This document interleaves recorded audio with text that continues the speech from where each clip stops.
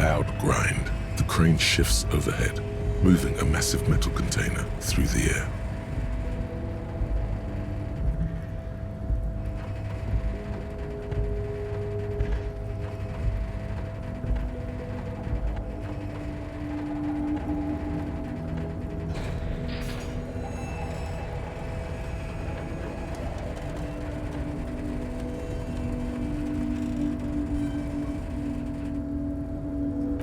With a surprisingly quiet thunk, the crane places the container down. The harbor sleeps as the strike rages in the distance. The crane can rest again, now that its purpose has been fulfilled. Moving this container, of course. For this purpose it was built. For this purpose it has acted. I can't see how that was worth the wreckers, except for seeing the crane in action, which I admit was satisfying. The crane does not return to its original position.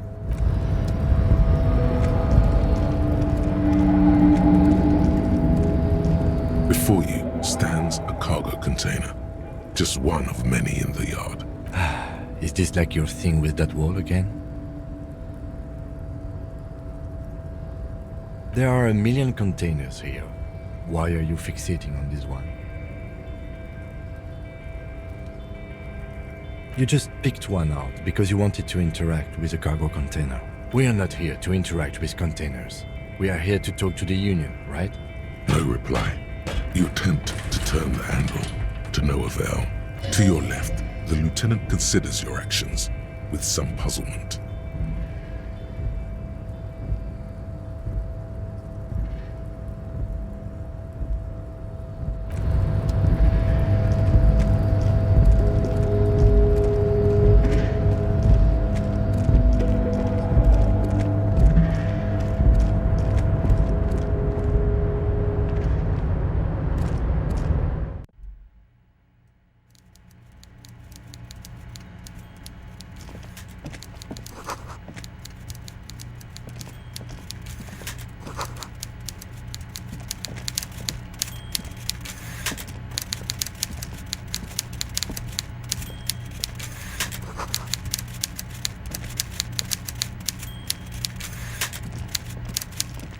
Before you is a walrus of a man seated behind a large desk.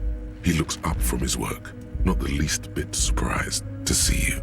With great effort, he straightens himself up in his chair, yet says nothing. He simply stares at you. Welcome, Mr. Dubois, Mr. Kitsuragi. It's good of you two to stop by. Please, have a seat. I'm Evrart Clare, head of the Debarders Union here in Martinez. I'd offer you my hand, but unfortunately my health prevents me from getting up. You understand? He looks extremely comfortable. The tiny folding chair, on the other hand, looks like a torture device. You go ahead, detective. Whatever he has in store for you, it can't be good, he thinks. I'll do my best. Forget about that. What's with this Dubois stuff? You're getting some seriously bad vibes from that name.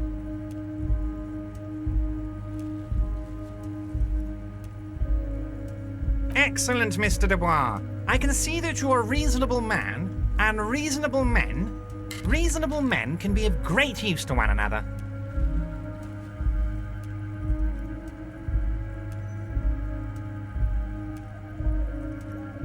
So tell me, how can the head of the Debarders Union help a representative of the Revachol Citizens Militia today?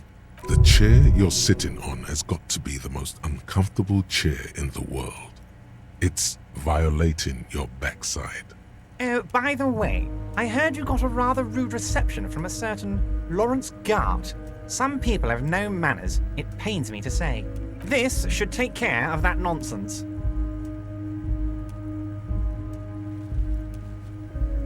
It should be sufficient to cover your expenses for a few days and patch over your differences with a cafeteria manager.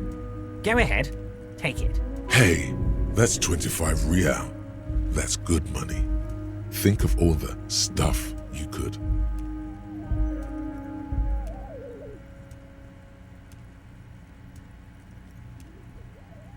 Yes, I know Lawrence. He's a real character. No Union man in him. A real piece of work, that boy is. With a grin, he points to the checker game. It's like you're on a game show. At least don't thank him for it. Is there anything you'd like to say to me? Or... No.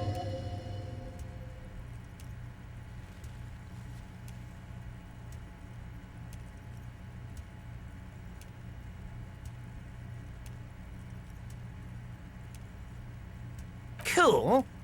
I wouldn't go that far. I'm sure there are cooler things than delivering a comically oversized novelty check to a cafeteria manager. But, sure, if that's what's cool nowadays.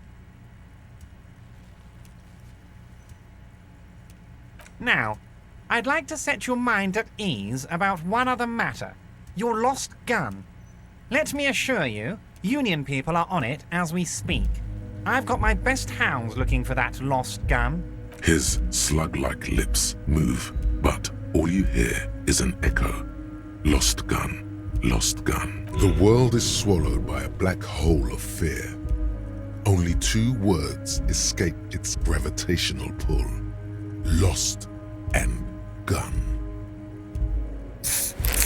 When he said, "Don't worry," he actually meant, be very worried.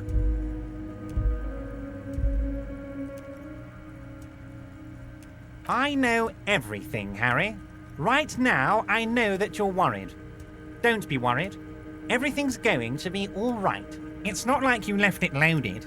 You didn't lose a loaded gun. Local children aren't out there playing with it right now, pointing it into their own mouths. It's in a safe place. I just know it. I have a feeling everything's going to be all right. It was loaded. There were 2 bullets in it. You always keep at least 2 barrels loaded.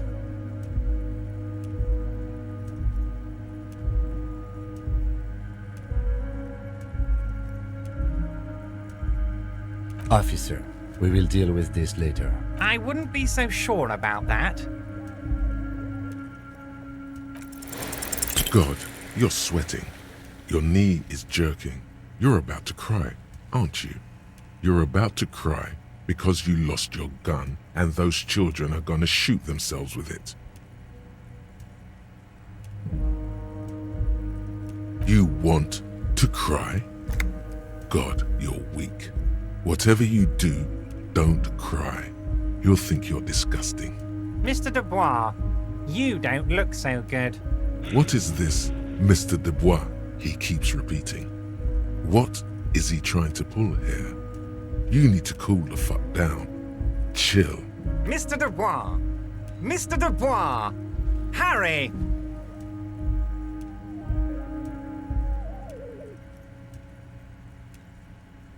Mr. Dubois, are you okay? Can I get you a glass of water or something? Are you having some kind of medical emergency? Maybe you could use your hands somehow, in a kind of throw-in motion, like you're throwing that Mr. Dubois act right back at him. He's Mr. Dubois.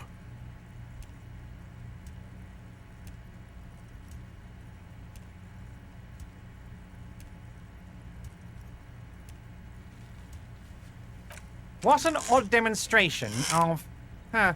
you got me, Harry. I don't even know what. As entertaining as it was, I'm afraid we're wasting our time. And I'm an extremely busy man, as I'm sure you are too. Okay, enough. We are here to ask you some questions pertaining to a murder investigation. Quick, here's your window. Get yourself together and ask him questions. Police officer questions. It is about time to stop embarrassing yourself. Questions will help you regain some of your lost dignity. What? Harry, how could you say that to me? You know I appreciate a joke as much as any jolly fat guy, but I can't take slander. Are you actually investigating this? The reaction appears to be sincere, but it's impossible to tell with this guy, honestly.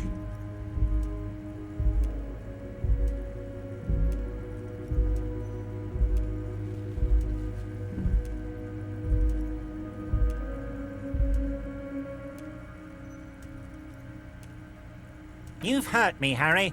Me, a friend. But you know what? I trust you, like I trust all my friends. And I know you'll never talk to me about this again, because you don't want to wound me. So do what you want, and let's change the subject. He's hiding his real reaction beneath courtesy. Thank you for your understanding. We will continue to do what we must. You too, Lieutenant. You know, I like you, but you never were my favorite. I'm a Harry guy. I'm Team Harry. None taken. Did we have anything else to do here, Harry? Ah, yes. Your side investigation. Thank you. You've got some spirit clearing up phony drug accusations alongside this murder. I'll talk to the mayor and see if I can get you the key to the city, Harry. Now let's talk real business. Actually, Rivershell doesn't have a mayor. He refuses to discuss it further. It's probably just a small nuisance to him. Of course. Let us dispatch with the formalities. My God, so it's true. I didn't want to believe it, but you are a fantastic science fiction amnesiac cop, aren't you? What are the odds of that? I think the odds of that are very low. It might be a good idea to hide your confusion. I mean, see what his game is first. So good to hear that, Harry. Apparently my sources were wrong. However, if you did have a spot of memory trouble, I could help you out.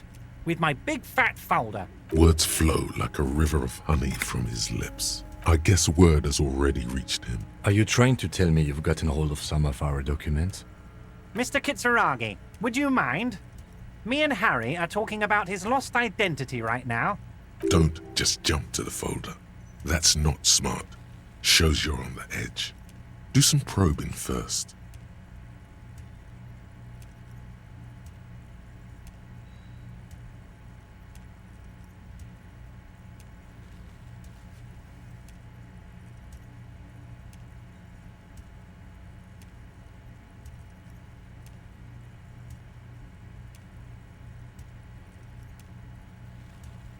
Of course, Harry, of course. Let's not linger on personal details and amnesia. You wanted something from me. Oh, of course. That's your main thing here. That's why you're in Martinez. I know everything that goes on around here, and I would love to discuss it with you. I mean, it's no secret that the lynching is connected to the strike. So much to talk about. Honestly, it's been weighing on me so heavily. I understand you need to interview me. But there's a thing that's been keeping me up at night. I want to talk about the hanging. I mean, if we could just calmly talk, exchange information, we could blow this thing wide open. Yes, that sounds good. Let's do that. But I can't think straight with this thing weighing on me. You're police officers, aren't you? I have a crazy idea. You guys are basically door-opening machines, incredibly talented at opening doors. I'm not sure I understand. If you're asking us to break down someone's door, it's not going to happen. Come now. I just need you to go open a little door for me and leave it unlocked. A simple thing. Absolutely nothing shady about it. An excellent opportunity presents itself, sire. You could win the trust of the arch-liar, pretend to play into his hand. Then, should you wish, bend his efforts towards your own.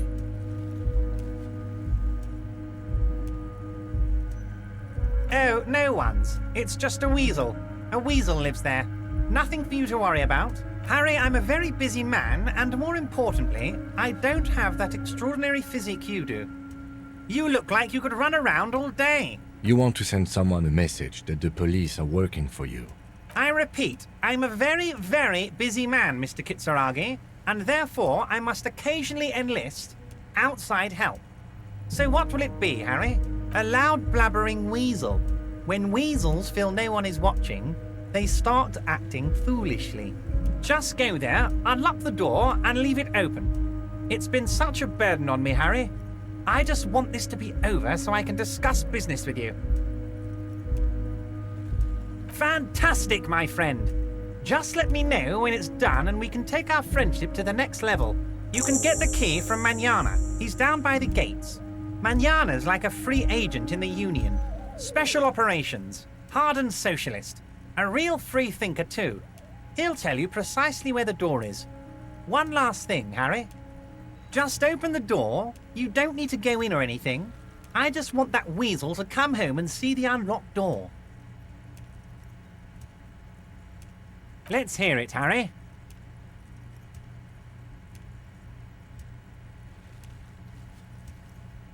Of course, Harry, of course. Yes, your lost gun.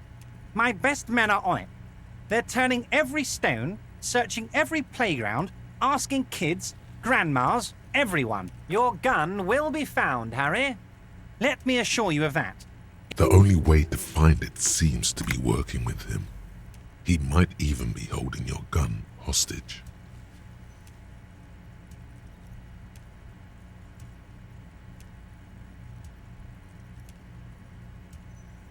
Yes, thank you for the hot tip regarding your lost gun, Harry. My men have indeed factored in that you pawned it. Now please, let the professionals do their job. Kick back, Harry, relax. I have great guys on this. It did not come as a surprise to him. He might actually not be bullshitting. Harry, I was only trying to be tactful. A lost gun is a dangerous thing. Kids could be playing gun roulette with it as we speak. Teenage gangs could be arming themselves. Get a hold of yourself, Harry.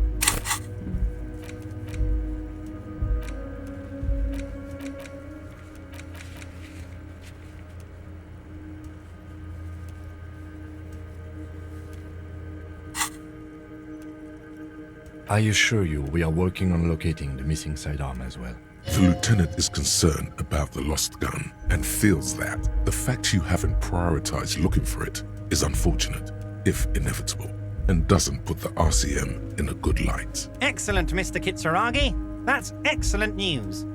Looks like we have a friendly gun-finding competition on our hands.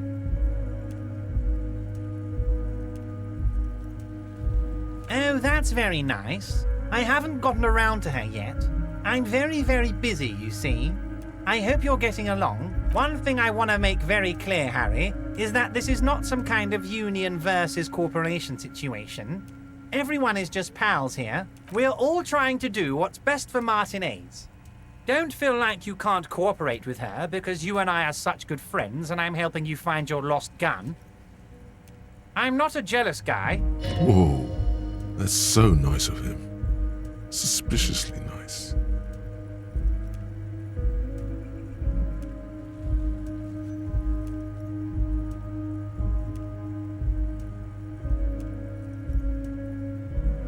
Vanished? Harry, the woman left her casserole in the oven and couldn't make it here in time for the voting. Oh, did I leave my casserole on? Better go home and check. The election can wait.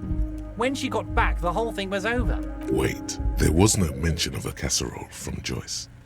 Harry. Do not fixate on this little matter. Maybe it was a rabbit stew, or a hairdryer, or an iron. The point is, her heart wasn't in it. Mine was. This particular brand of humor he has, it makes for a fine distraction. What do you mean, Harry? Nothing. I let him go.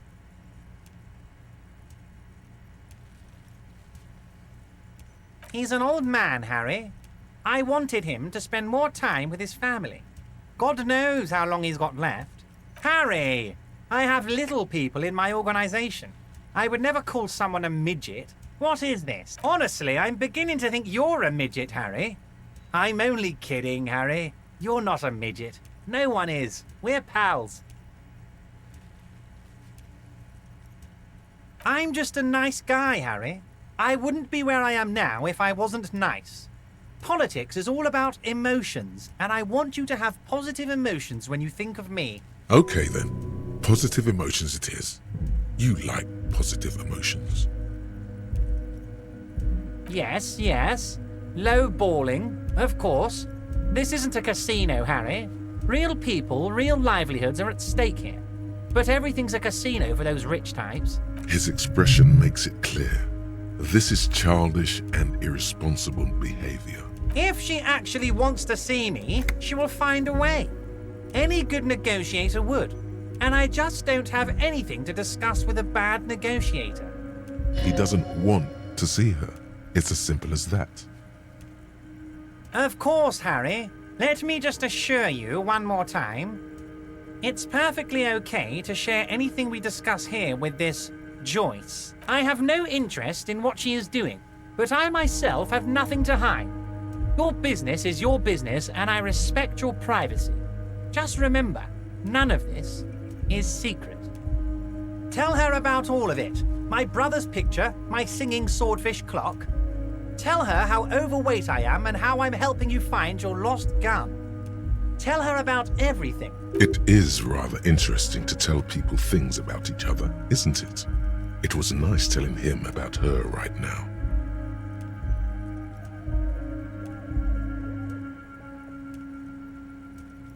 My dear Harry, there are literally millions of containers in this harbour. I couldn't possibly remember what... Harry, you smooth-talking son of a bitch.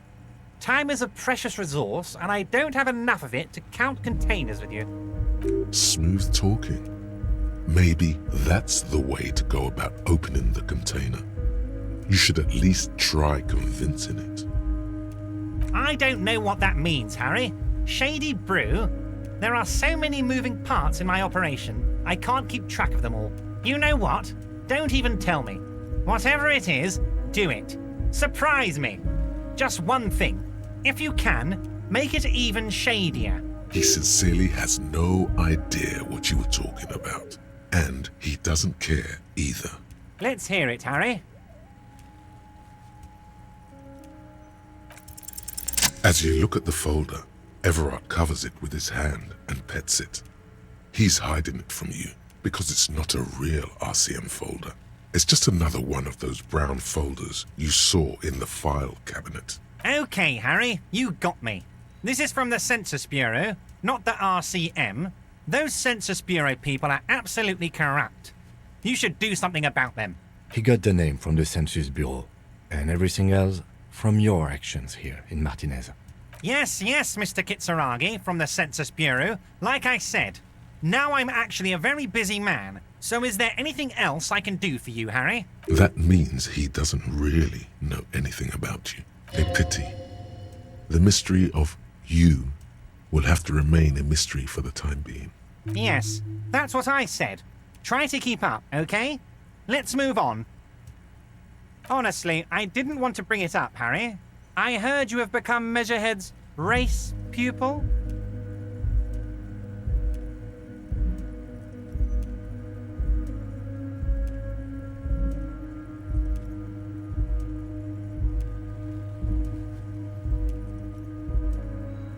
Of course, Harry, of course.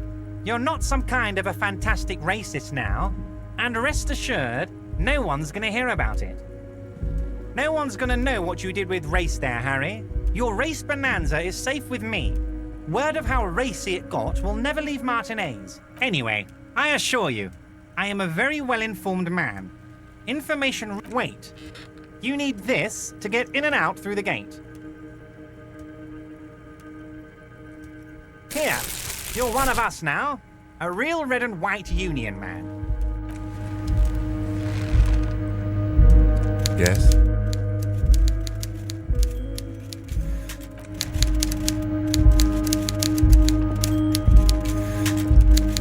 Mr. Dubois, a pleasure. See you soon.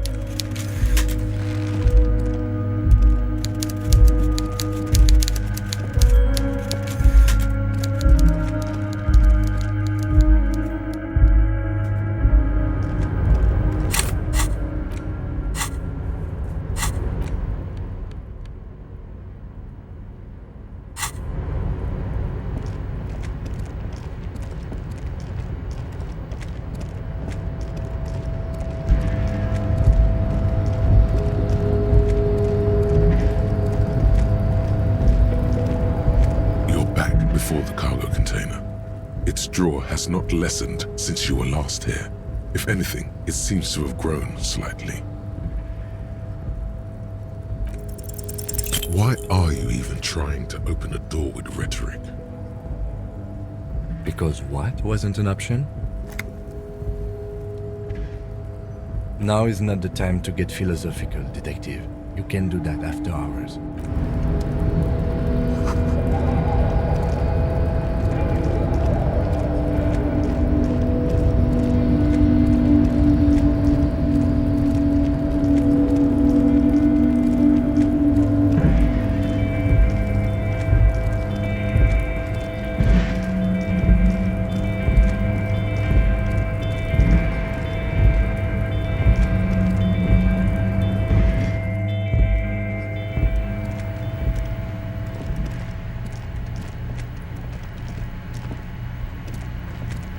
The already familiar cold tap. The machine swallows your coin and seems to be waiting for your next move. Your fingers run over the dial pad. 005. That's the dialing code for Revachol. 4952, and a moment of hesitation before entering the final numbers. 993. Calling, still calling. Video Revachol, 24-hour video rental. We rent 8 and 10mm film for home use. This is Lamy. How may I help you? Video Revachol is a 24-hour video rental. We rent 8 and 10mm film for home use. This is Lamy. Sir, I don't know. It's a video rental. No. Maybe you called to extend your rental period? Do you need to extend your rental period? Let me fire up the machine. Dubois. Here we are. You haven't rented anything in 5 years, but you still have a copy of Blue Ocean Hell from November 46. Whoa, not a fun film, that one. It's not an easy watch. After the death of his daughter and subsequent divorce, Ziemsk immigrant Egidius Wojcik tries to come to terms with the onset of dementia. No wonder no one's been missing it. Still, it would be great if you could return it to us. We're on the corner of Voyager and Main. The call is terminated by the other party.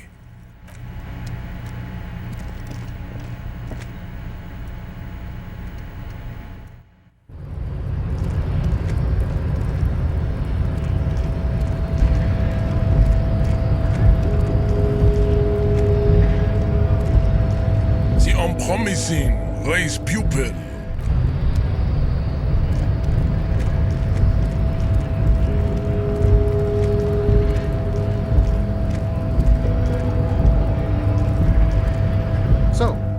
How'd you like our harbor? You've been in there, he means. Talked to the boss man too, probably.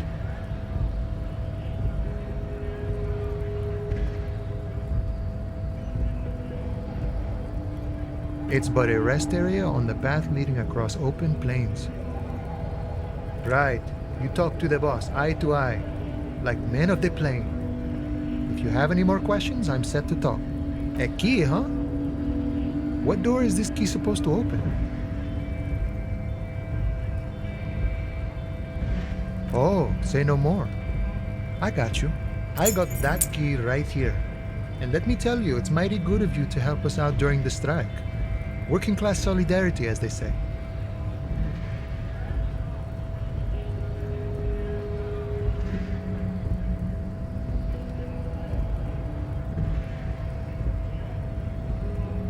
Oh, so the none of the above type, are you? I get it. I like to keep my distance too. But it doesn't matter. What you're looking for is a basement door behind the greenhouse. That's behind the whirling in rags. That's all I know. Okay, but where did you get the key from? The janitor gave it to me. Nice fella. We talked about life and things that really, truly matter. None of this mess we're in, this jiving and juggling. What's it for? To feed our children, I guess. I'm more of a philosophical dock worker. I like to talk about the big picture stuff. Who I am, who you are, what we are fighting for. He means he's not going to tell you cause he doesn't know. But he will shoot his mouth off with you now that you're working for Evrart. Who he is and what they're fighting for. This is interesting. Los Ardis? They're an independent militant group. A bit too high-strung, but it comes with the responsibility. They're sort of like you. Preserve the rule of law and all that. Except it's Evrart's law. But really, they're just like you. We're negotiating our share. Aye.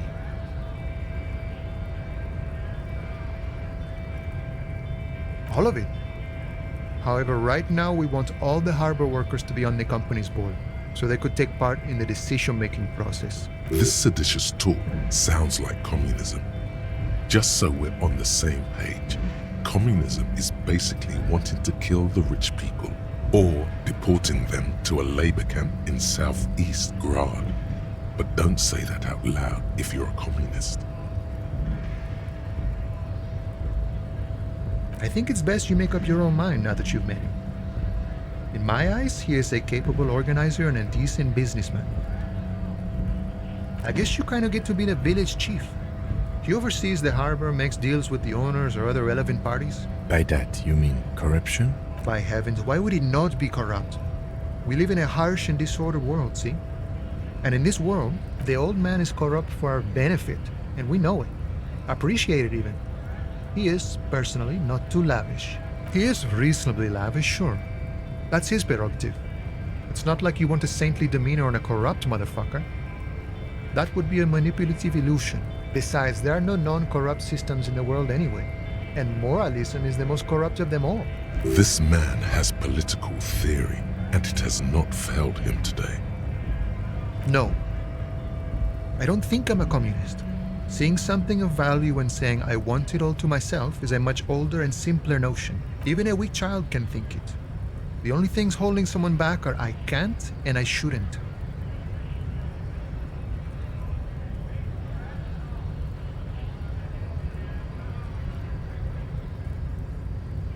I have nothing against communists. They are honorable boyaderos. And they have good analysis. But my own code serves me well. If my code starts failing, a code can fail a man as well as a man can fail a code, then I will have to submit to a new one, which may well be communism. See, I am primarily a lazy person.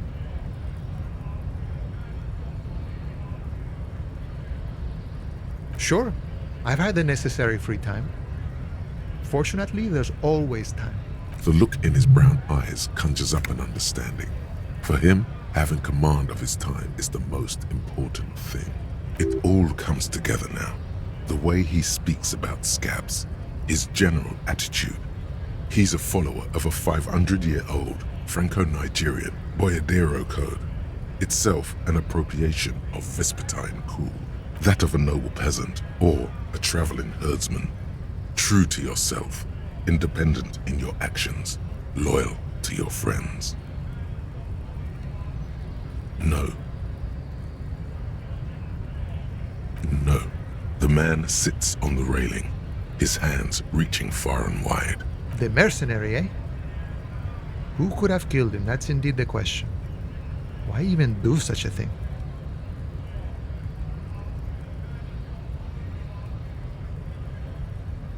What a thought! Why would noble workers resort to such a thing? Your dead guy was an enemy combatant. He was an agent of the opposition, attempting to undermine our honorable efforts. I ain't the murdering type, but that's just me. Large organizations like our union have all sorts of men. He's not lying. Understood. This has been of limited use. Still, thank you. No problem. I wish the best to you in your search.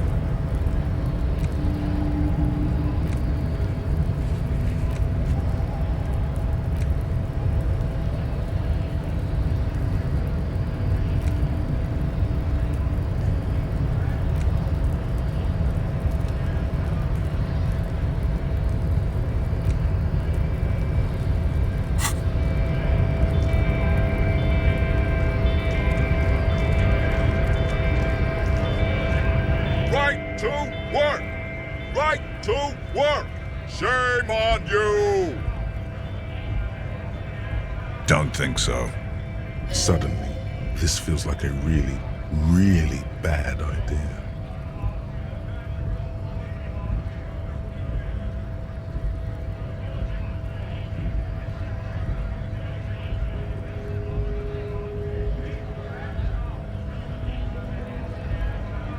Silence. He takes the photo. Grey eyes dart back and forth on the glossy surface. His face is unmoving. Fucking loincloths. Really did him in. Yeah. What it means.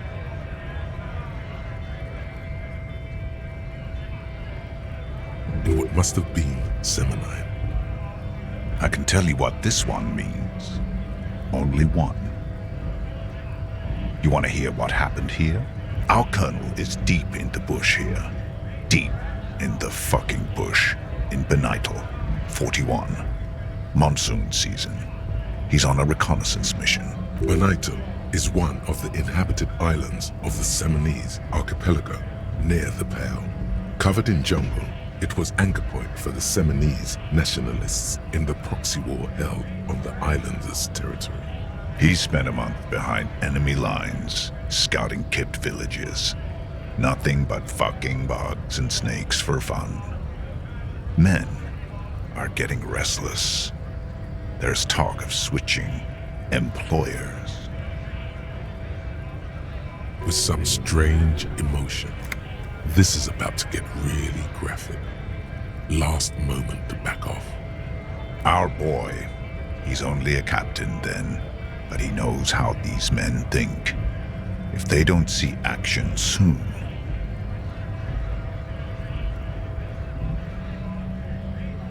At dawn, he comes upon two kids, breeding in the bushes by the river. Or maybe they weren't breeding. Maybe they were just making eyes at each other. We shot the boy. He was useless, but the girl, she was nice. A little fat, you know, but not too old.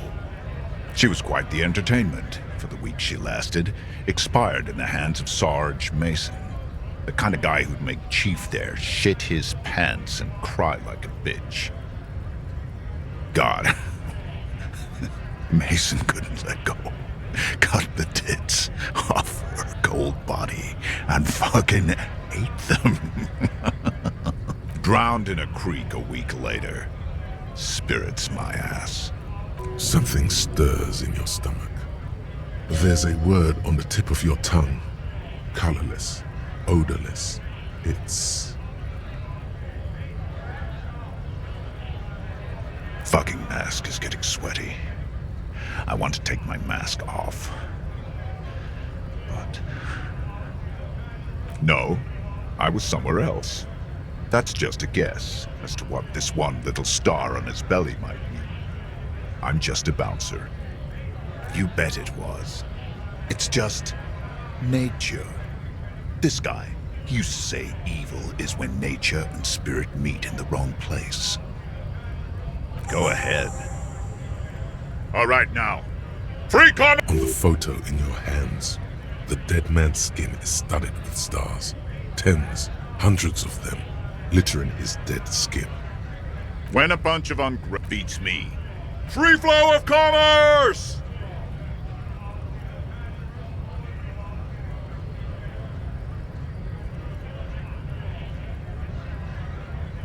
Fucking bug.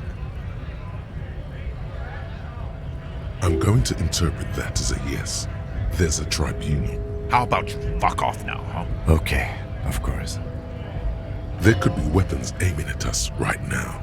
Somewhere above, in the buildings. The other merc, the man's breathing steadies.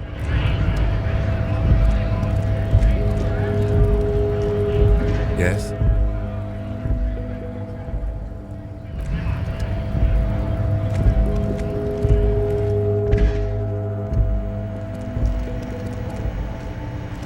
The tear machine stands in the corner. Your bottles clunk into the...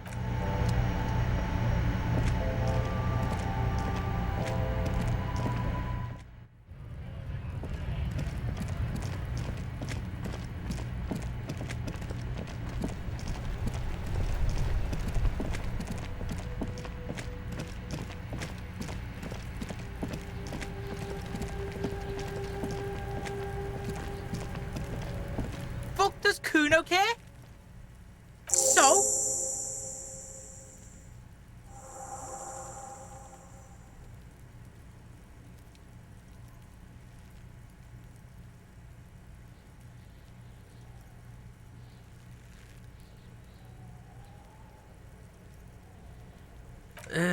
Fuck, okay. Kuno's a giver like that, yes? Kuno sent your fat ass running around like jello! Look, pig, Kuno sent you to rough some people up. Kuno played you. That happened. Now you and Kuno should move on. What is this? Trying to be cool with your new asshole? Kuno was just being nice to you. You got fucked bad. Now limp the fuck out of here.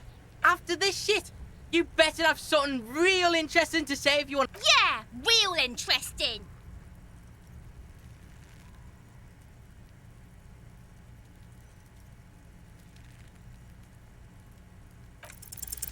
He's on your crime scene, bossing you around. And he's been here for some time too. This is where he hangs out. You have to get more out of him. He could be useful.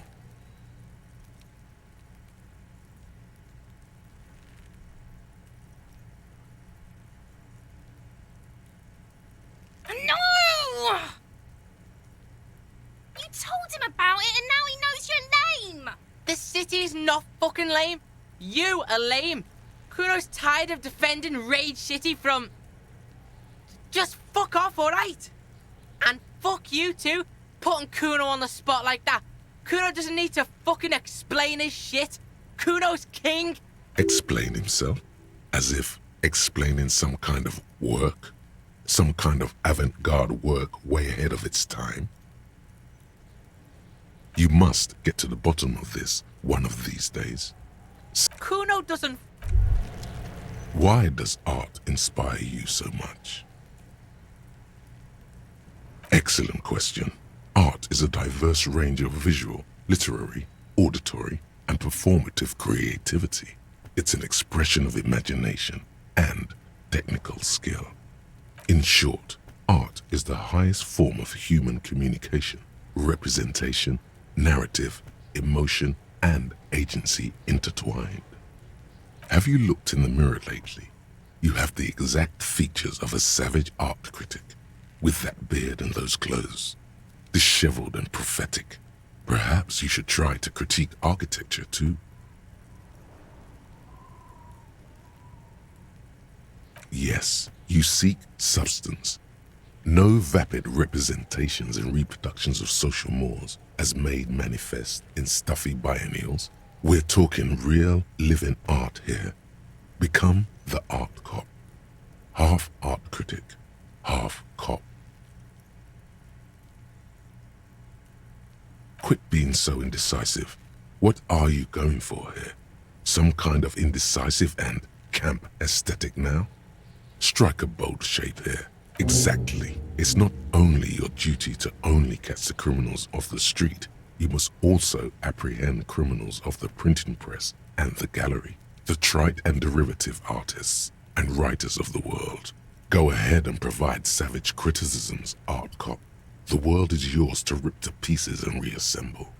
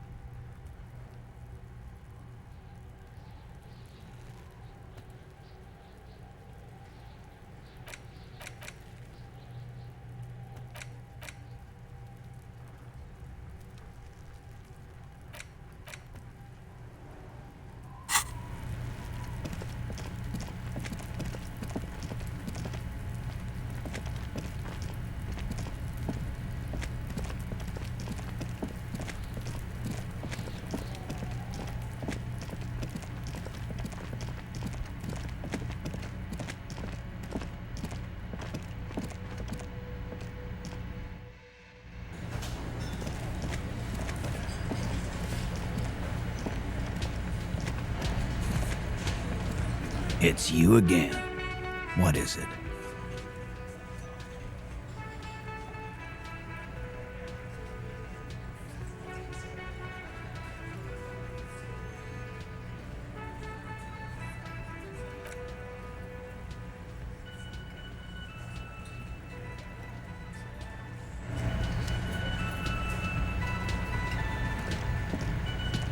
I've got nothing to say to you. Why are you wasting your time? I suggest not wasting time on trivial pleasantries and focusing on why you are actually here. Titus Hardy. You caught her off guard. Push her some more. You are not here to chat up the legal counsel. You are here to question these men. You set the pace and the topic of these conversations here. Establish that. A man like Easy Leo could have said anything.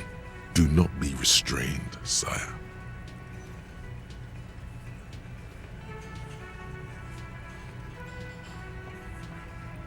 I represent the Union and these men here. Don't make this personal. A very minor victory. I said You caught her off guard. Push her some. you are not here to chat up the legal. You set the pace. A man like Easy Leo could have said anything. He said no such thing. This isn't about me. Calm down, everyone. Dirty tactics, officer. You caught her off. You set the. A man like Easy Leo could have said anything. Do not be restrained. I am a legal counsel. A very minor victory. It's clear you like the hard stuff, Brota.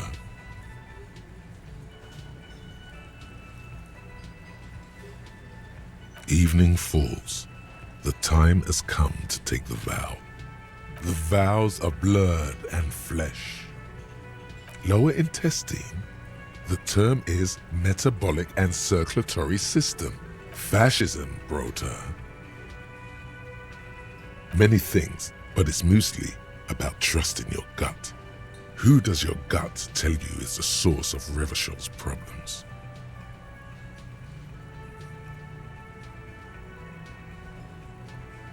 Quit stalling, Bruta. We're talking about the weakest, worst, most insane thing.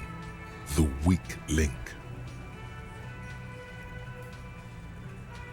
Yes, them, but also women. Women, men of war. You don't like them. They're insane. Their idiocy needs to be scrubbed off this world with rubbing alcohol. Woo men need to go back to the fucking kitchen. That's what fascism boils down to. The rest is also important. But the main thing is that woo men need to know their place. Stomach truth. You're having a stomach truth. Because you've said the hard things that others won't say. The good things, you've said them many times. Okay, yes, let's call it that. That sounds much better. Traditionalism. You like the sound of that. You're going to keep your voos, right? Keep your voos, Brota. There's a slow, painful growl somewhere in your intestines, knocking on your alcohol-engorged liver. It is one of betrayal and disappointment.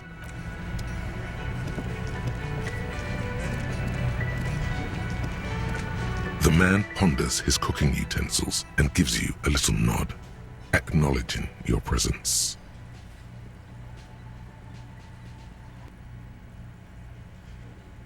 He looks up at you, then looks away quickly. Shrugging is an international sign for, no, I don't know what's behind that door. The mention of mañana gets his attention. He smiles and delivers a whole slew of unfamiliar words and lively gestures. Then he falls silent again. The man says a couple of sentences in that strange language of his and then seems to wait for you to speak. I'm pretty sure he asked you a question. He doesn't know your language. You can just say something cool in return. Boars need more vodka? Okay, so it's vodka that keeps the men happy and in good spirits. Of course, vodka. Now that makes a very, very special borscht indeed. Turning it up seems like a dangerous idea, honestly. The place is a powder keg.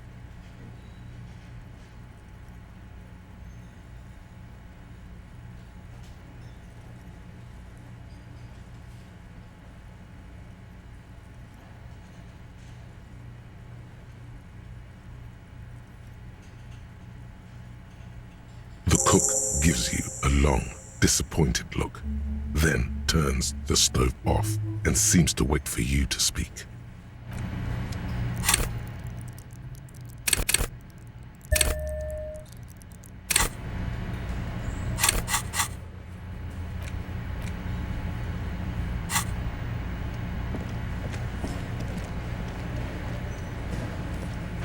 Yes? Only banal things strike you, one you should be ashamed of.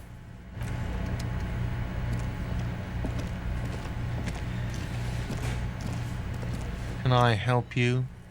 Got the 20 real? You must be kidding, right? Yeah, good one, officer. Real funny. But this establishment only takes cash. Now, do you have that cash, Mr. Novelty Check Man? Frit, near the gates. They'll exchange it.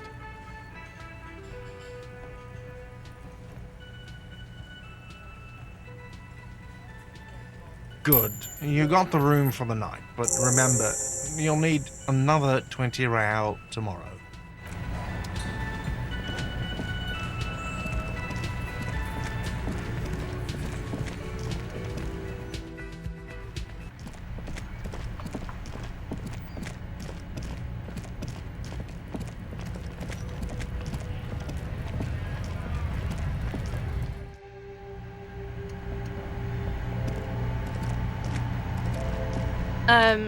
Is this about the questions again? Because I don't really know anything. Wow. I didn't know you worked for the Union, sir. Anything else I can do for you? No, you don't work for the Union. The Union works for you. Blow the whole thing on speed and gin. Right now. Speed and gin. Because Frit has an army? Yeah, like 2,000 or so. I don't know, it stops people from robbing Frit, I guess. If they know there's an army, I mean, I wouldn't want to fuck with them anyway. Businesses often hire private security this side of the river.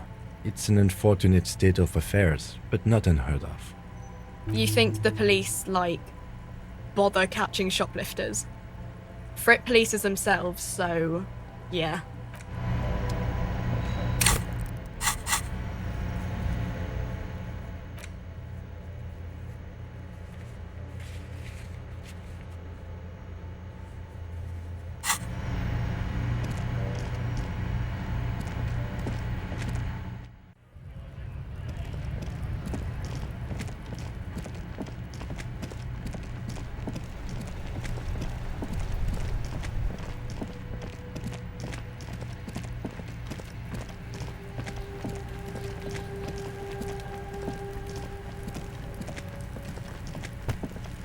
The man before you is naked, but for a pair of underpants and white boots.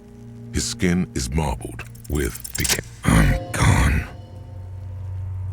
Into the wild pale yonder. In the past. Way out in the west. I'm a joke. Look at me. A killer. A motherfucker. And a killer. Go ahead, Cobbo. What do you mean? It's the power of your imagination. Go ahead. Because you're a copperoonie. Look at all of them go. Do you want more questions? Coming right up. Copperoonie Rooney. The fuck no.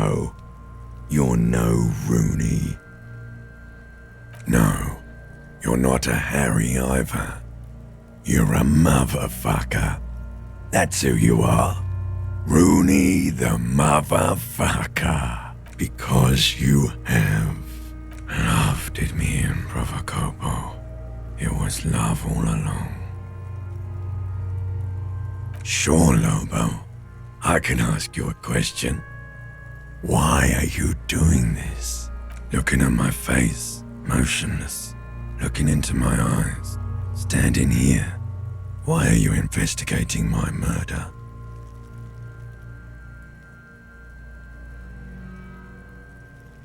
I am all you have. Then you truly lost it all, brother. Let the world drag it all away from you. And what it left, you pissed away. And here we are. Do I remind you of someone? A child born with Muller's disease, harlequinism, grown up miraculously.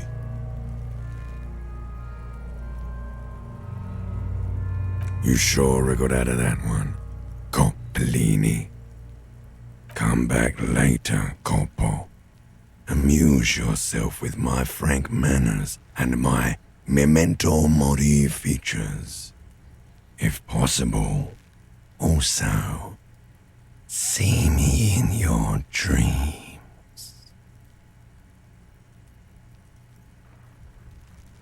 Of course, you have questions. Don't come back later, Coppo. Amuse yourself. The steel-reinforced belt presents a unique challenge. I brought chain cutters, but I don't see a good angle of approach to the belt. He doesn't actually think the challenge is unique. He thinks it's frustrating, annoying, and harder than he thought. The cadaver is a good 1.2 meters up. Neither one of us can reach the belt without assistance. And even if we do, there's the question of cutting the airship strength material.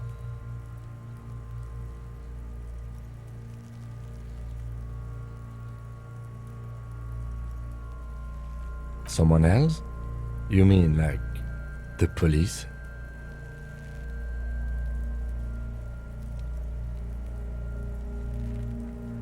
Sadly, yes.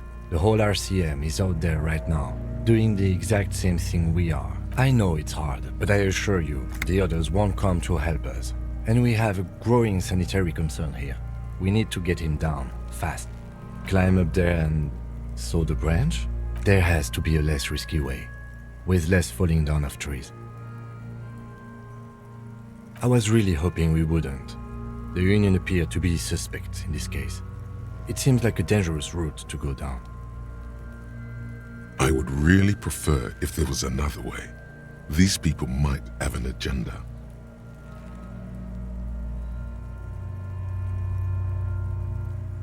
But what other options? The corpse twists on the belt, like chicken on a skewer. Yeah! Bang bang time, pigs! How? Where the buckle ties the rope to the branch. That's a good spot to aim.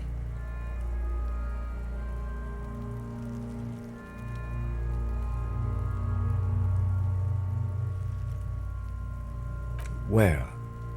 Ah, yes, I see. If the shot hits that, there might be a chance to release the belt. Yeah, now we're talking. Entertain a Kuno with some shit. They'll miss! The pigs will miss Kuno! The lieutenant is undecided. On one hand, he wants to shoot some gun. On the other, it's an awfully stupid idea.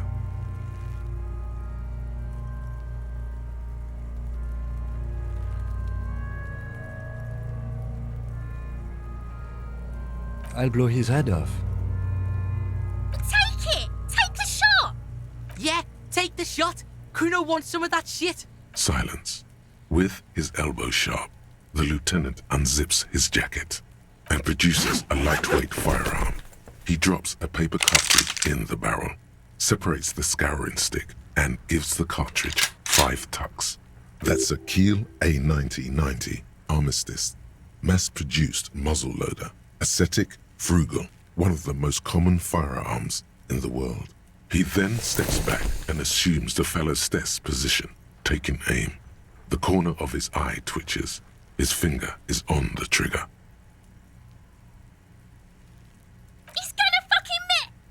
The kid's voice is drowned in a shrill blast that echoes off the walls of the surrounding tenements. A cloud of smoke slowly parts in the air as the lieutenant steps back and says to himself, God damn it. Fucking idiot! Mookabat asshole! Kuno could have hit it easy, but then Kuno's not fucking handicapped, is he? Kuno's sorry too. Kuno feels sorry for the Beano Clad. The lieutenant doesn't say a word, just looks at the gun in his hand. No, we are lucky as it is. We didn't break anything, and the victim remains uncompromised. Any more mistakes could put us in an unfortunate position with the locals.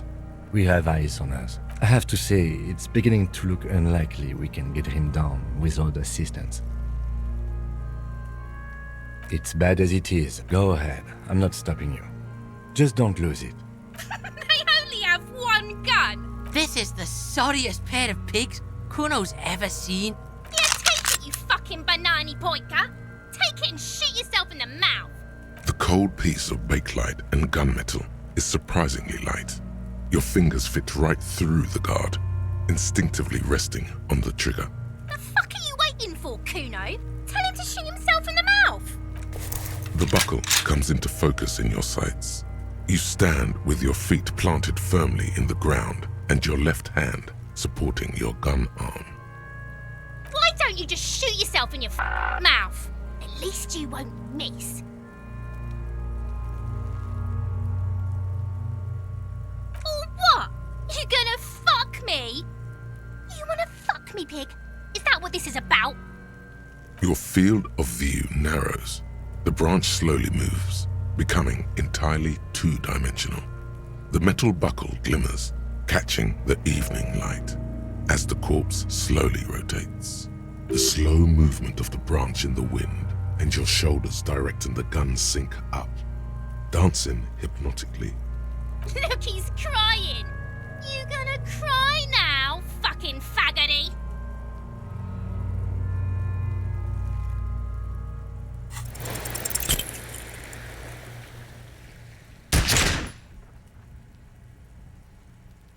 A plume of smoke erupts from the barrel. Your hand goes numb from the explosion. With your ears still ringing, you lower the weapon to see what happened. You missed the belt, but hit the corpse straight in the chest. Bits of ribcage protrude from the skin. No blood, only a murky sludge dripping down his belly. The sudden stink makes your eyes water. Oh my god, he's gonna fucking cry! I knew it! What a mulko! The armistice is sufficiently precise, officer, especially at close range. It's not the gun's fault you can't shoot. It's your pig hands. Pigs don't have hands, they have... Kuno has hands. Kuno can shoot that shit down for you.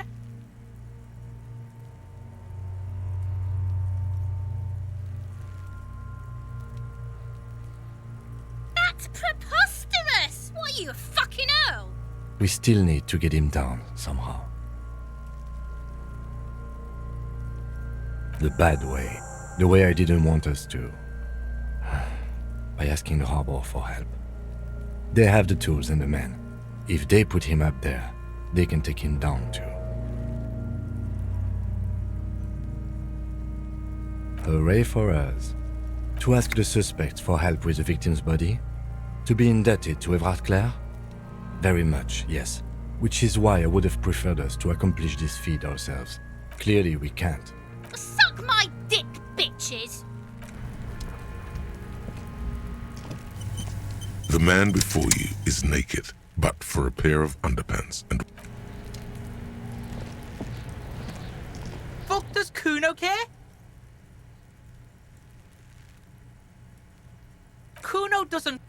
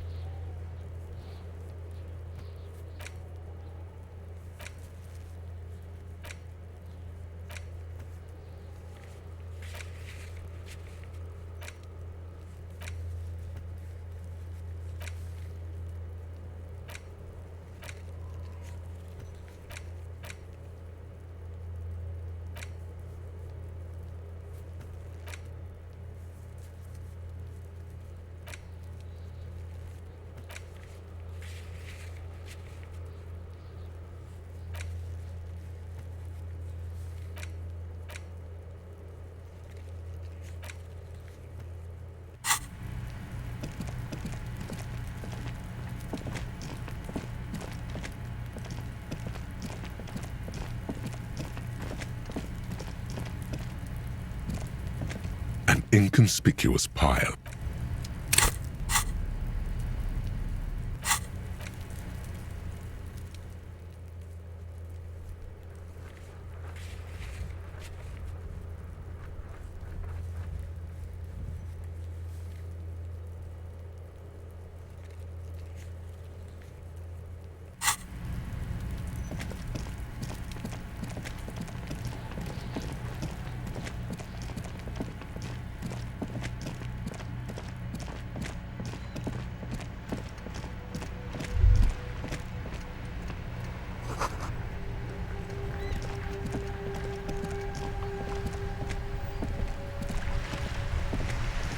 The purity of snow always reminds me of the purity of a man's soul. Yes, the Debardeurs Union pays me to stand vigil during the nights.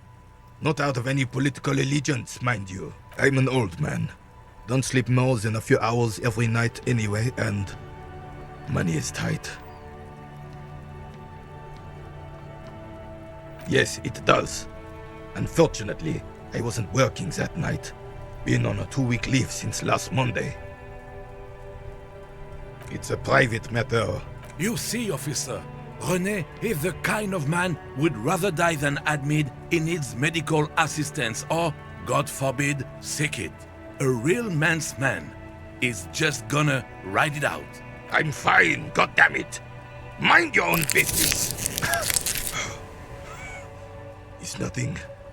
Just got to cut back on coffee. No one. The boss has been unmanned since last Monday. There's no other guard. It's just me. No one has been guarding the container yard since last Monday. Yes. It's... Look, officer. The container yard doesn't actually need a guardsman. Never had one before René. Monsieur Claire had that booth built specially for him. It's mostly decorative. The possibility of someone being in there is enough to discourage any ill-minded individuals. Evrart created this job for René because he knows the Royal Carabiniers' pension of honor and PTSD isn't something a man can live off. A decorated Kingsman collecting tear reflects bad on the whole neighborhood. His words.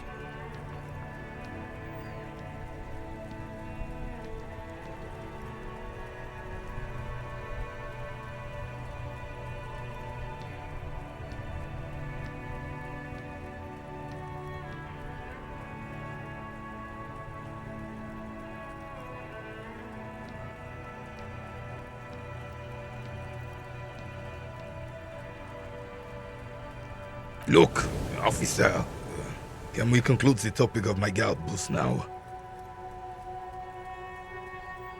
She is nobody.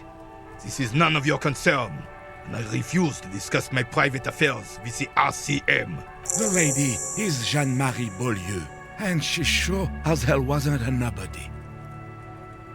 Yes, like I said, I would be up anyway. So might as well keep an eye out. It keeps my senses sharp.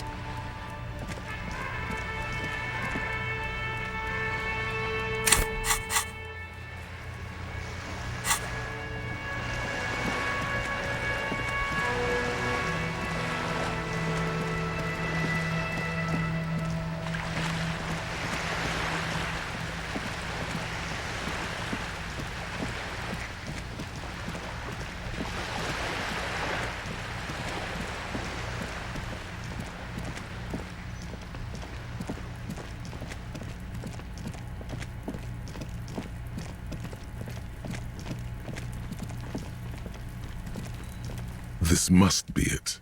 The basement door is weather-worn. The copper nails holding the upholstery in place have turned green from sea air, and there's a knocker shaped like a lion's head. You knock silently. The upholstery muffles the sound. I guess no one is in? The leather upholstery is worn and rough against your jaw. You don't hear any movement. In fact, it's oddly silent in the yard around you. No birds chirp. Let's be honest. This isn't what I joined the RCM for, but every day tells you something new about yourself. Apparently, working with the local union boss to get info on an investigation is not something I'm squeamish about. If the Merc Tribunal happens before we solve this, we are looking at casualties. What's one unlocked door compared to that? On the other hand, we could just leave and tell Evrart we opened the door. No one seems to be tailing us to see if we actually did it. Yes, presenting a fabrication is known to get results here and there. You took this task. You make the call. The door is right here. You can just open it and be done with this. Besides, if you never open it, you're never gonna find out what's behind the door. You try to be as silent as you can. It takes a bit of rattling of the handle. Finally, the door unlocks with a small clack. Only curiosity could account for stepping over that threshold. Maybe there's treasure in there. A white alligator. There might be important information in the apartment. I mean, there might.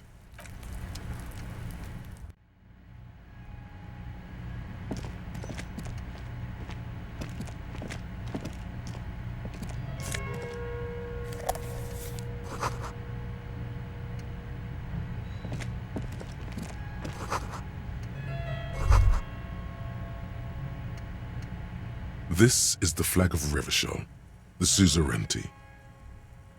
This isn't just one sun, but there are little suns dancing around the big sun. This is the sevenfold sun miracle. It's an optical atmospheric anomaly the first settlers saw. Happens in cold weather. 6 small suns around the big one. This complex halo phenomena is how old Revachol got its flag.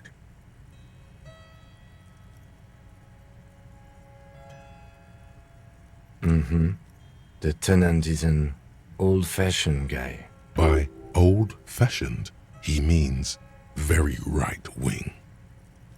The flag doesn't seem to mind. It's just a colorful fabric with a sun sewn onto it. Like all feudal flags,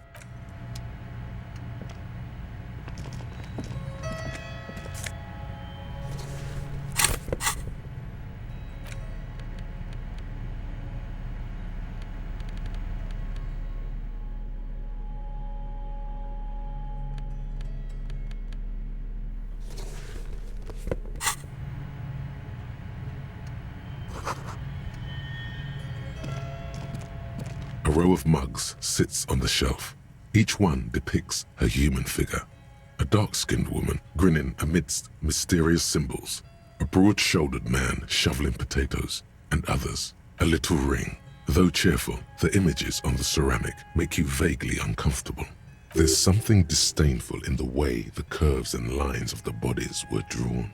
It looks like the artist is celebrating diversity, but underneath, he's just making fun of these people.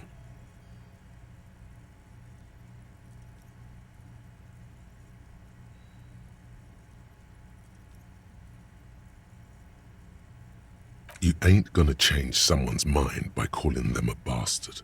The lieutenant picks up one of the mugs. I'm beginning to feel better about breaking into this man's apartment. Yes?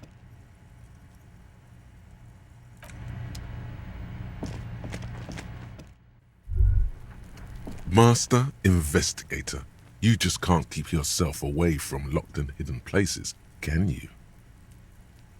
Attaboy, the world's secrets were made for you. They wait patiently for you to uncover them.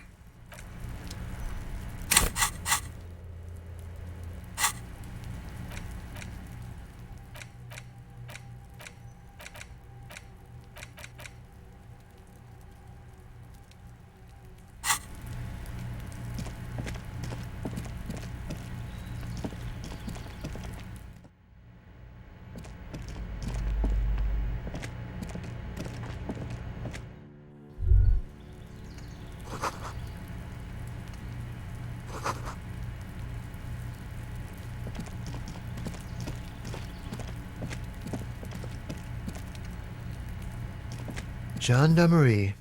You found me. His slender figure is backlit by city lights, its distant streets and motorways flashing like diamonds. And his shirt is still unbuttoned.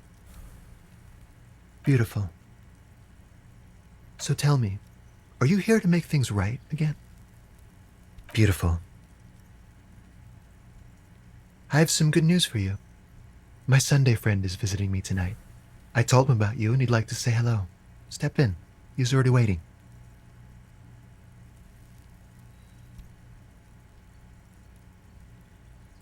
Mm-hmm. That's why I chose this place. Martinez is special, isn't it? Wait. Suddenly you are digging things? Trust me. You do. That's nice, but I don't have anything to tell you. It's my friend you're looking for, not me. He takes another drag of his unfiltered cigarette and looks around. It's getting dark and the neighboring windows have lit up, one by one. Besides, I've got to run. He's going to leave you alone again. That's sad. To the city. It's a beautiful night. Something flutters in the corner of the lieutenant's mouth as you're saying those words. We'll talk. Just not tonight. Take care, all right?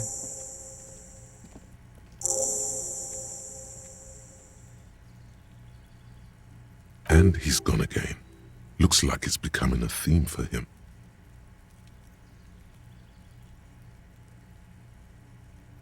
Who knows, detective? It's a mystery. Different, of course. His shirt. His shirt. He's trying to dive deep into the mysteries of his shirt. His shirt? No, I don't know why his shirt is always unbuttoned. Come on, detective, let's go. We've got a potential witness to interview. His Sunday friend, remember?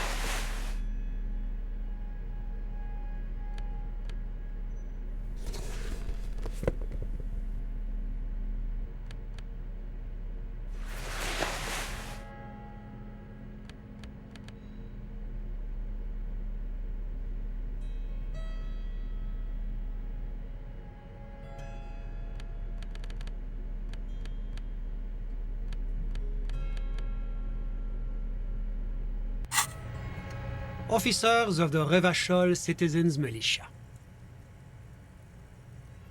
My name is Charles Vildrouin, and I am an official with the coalition government. I work for the Institute of Price Stabilité on assignment from Sur-la-Clé. I heard you talking to my friend outside. Very good. Super. I am here to assist you in any way possible. Ask me about the hanging. No, first ask an innocuous personal question to get the interview off on the right foot.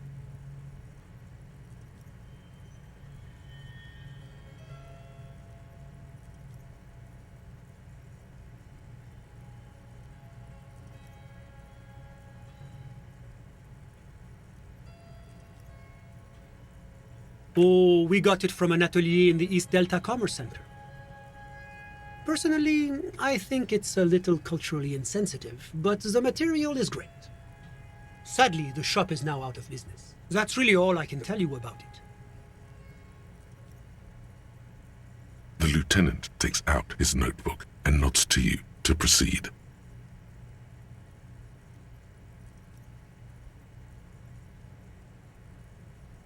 I'm sorry to say I did, officer.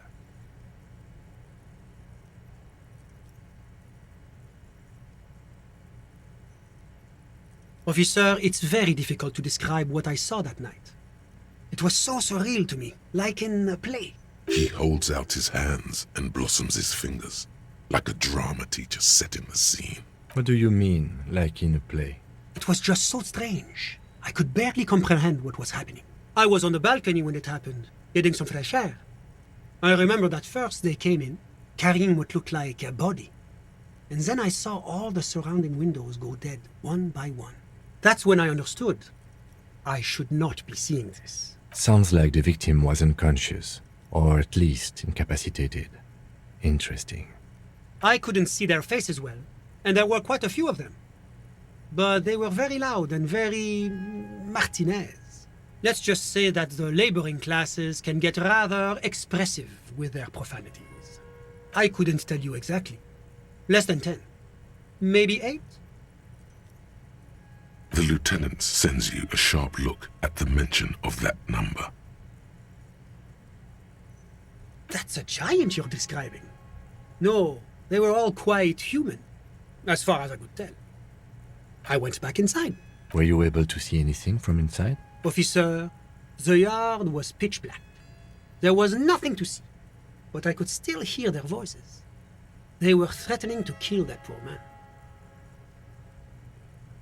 All men, I presume. But again, I couldn't see very clearly. But we are fairly certain the lady driver was present. It's possible, officer, but I cannot say with certainty. I believe they were mostly white, though I believe I saw 2 Areopagites among them.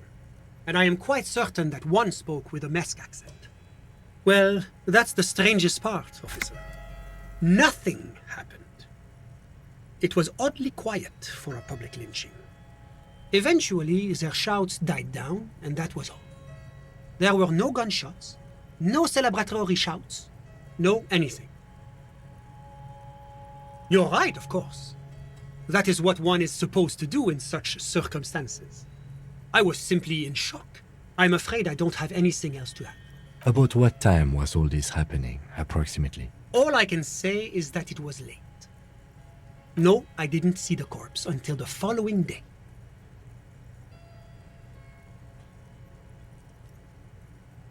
Of course, anything I can do to assist the RCF. The Coalition is only looking out for the price stability. Inflation is a killer, like a heart disease blocking the normal circulation of the economy. It must be controlled. The economy impacts the entire international community, which is why it requires international oversight. Well, I'm renovating it. It is an interesting project. The building used to be a 12-story skyscraper before the cannons took the top 4 stories off. This, of course, happened when the Coalition forces landed here. You could say I'm undoing some of the material damage the international community caused when we arrived here. Yes, as I said before, I'm a commissioner from Sur-la-Clé working for the Institute of Price Stability. This is one of the main projects of the Moral Inter.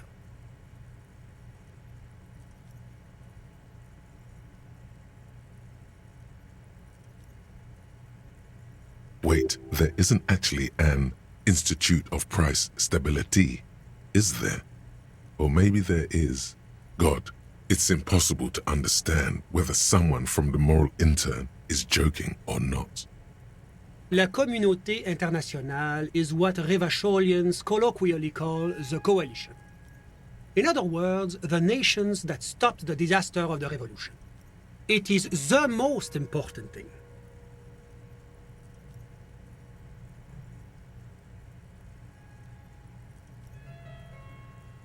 It's the central goal of any sound monetary policy. Maintaining the price stability is essential to maintaining high levels of economic activity, which is essential for maintaining high levels of employment, which is essential for maintaining the social stability. Basically, it makes sure the price of bread doesn't change. Précisément. Too much inflation, bread becomes too expensive. Too much deflation, it becomes too cheap for bakers to produce. That's why the Institute of Price Stability works to keep inflation just below 2%. But not too far below, no. Too below is also bad. Below, but close to 2%. The coalition believes in the importance of informing the public about the benefits of the price stability. Transparency is one of our principles. Would you like an informational pamphlet? A sound monetary policy is essential for addressing uncertainty. Stability is the raison d'être of the moral intern. It's the reason why I identify as a moralist. But oh, I don't have my leaflets on me today. That's too bad. You can always call our information line. Making information available is part of the moral intern's commitment to transparency. It's the international organization for moralists, hence Moralist International. The Institute of Price Stability is just one of its many mind babies, as is the coalition.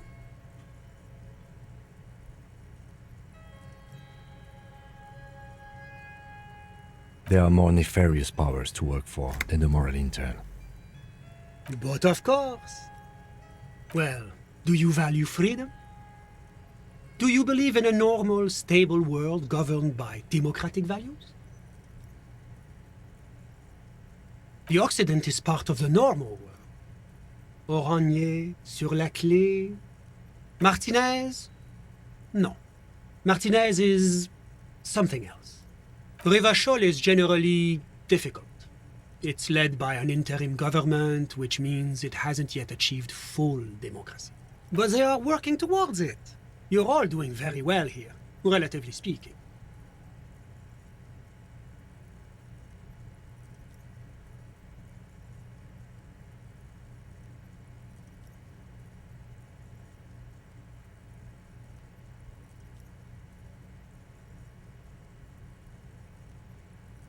Is this option D usually the most reasonable answer? Not boring, my friend. Responsible. Moralism is all about compromise and achieving the achievable. It's pragmatic, realistic, and level-headed. An ideology for doers. Are you a doer, my friend? It looks to me like you are. Now, enough of this delightful political interlude. Was there anything else you wanted to ask? What's there to say? Sur-la-Clé is a modern, urbanized country that measures very high on the Human Development and Freedom Index.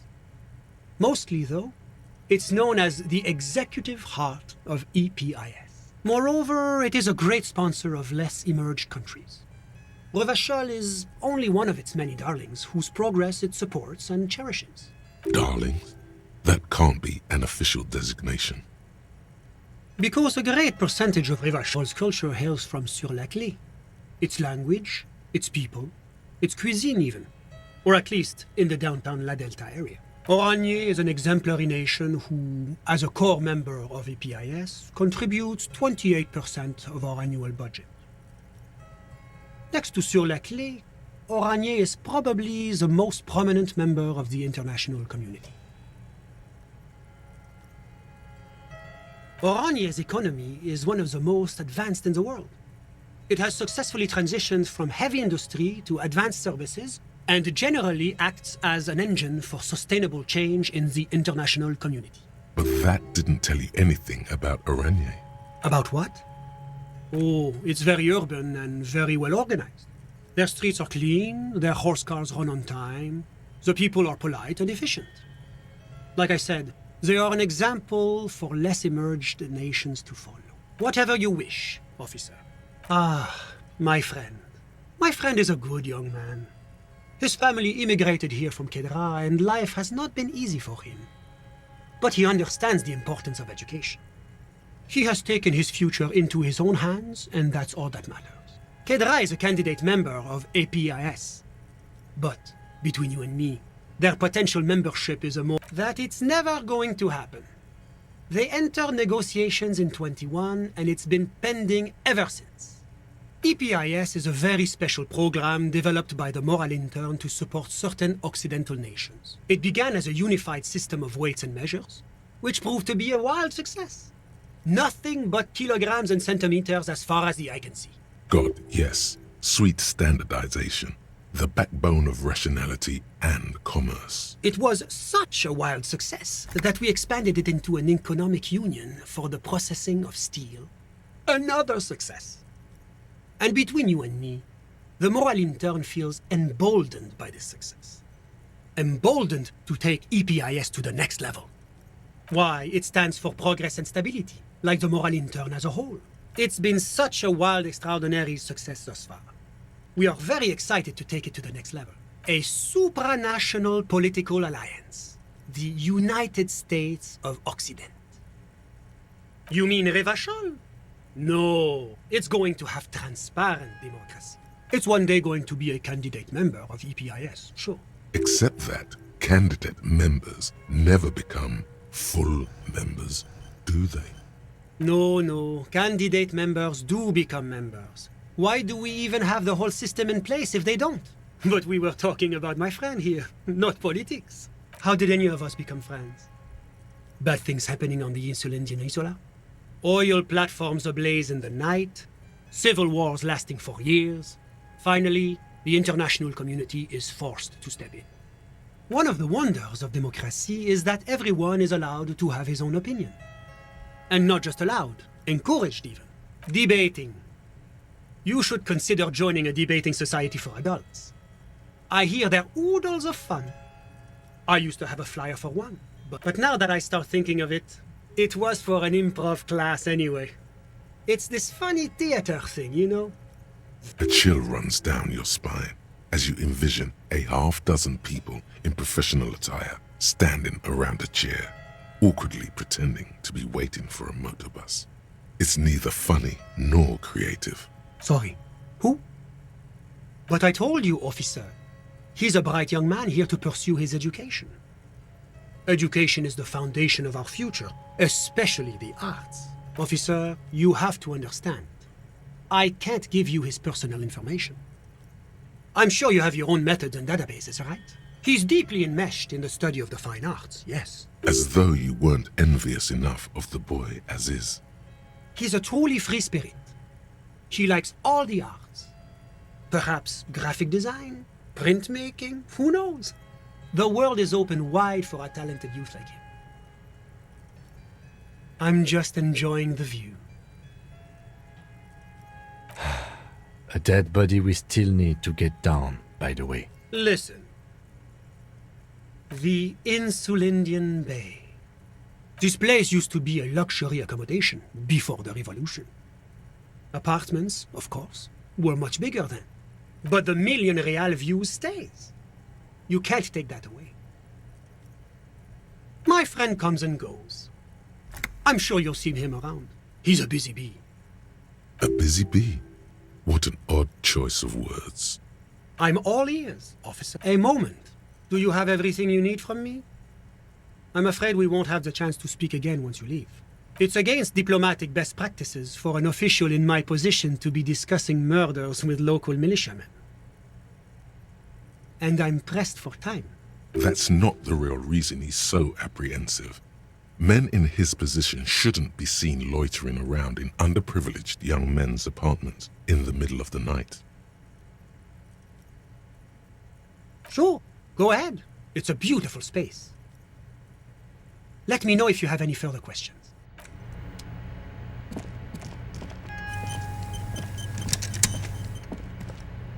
Yes?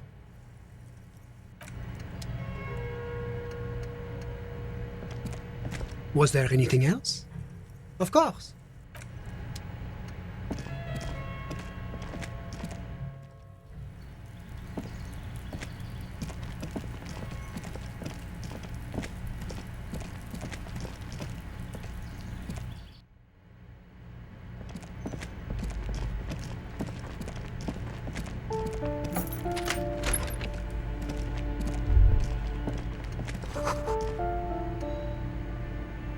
A plaster-cast bust depicts a middle-aged man with impressive sideburns.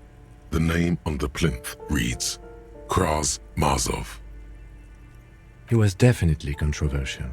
The tenant here seems to like him. There aren't many communists around, not after the revolution. Some youth still keep the ideology going, it seems. I suspect that's exactly what they are trying to do. There aren't many communists around, not after the revolution. Some youth still keep the ideology going.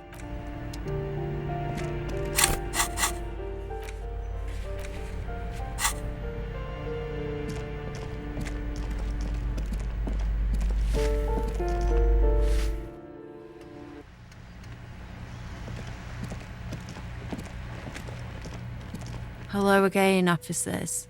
Have you come to admire my mural?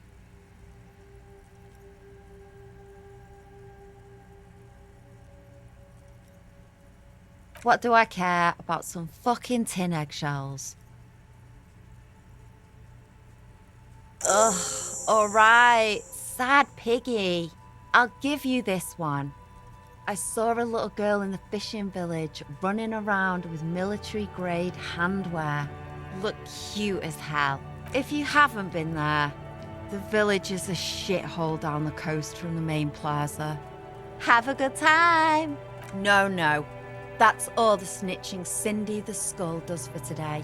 Actually, I don't even know why I told you what I have a weakness for animals. It's the animal thing again. Damn it. Or a weakness for police officers, miss. Thank you either way.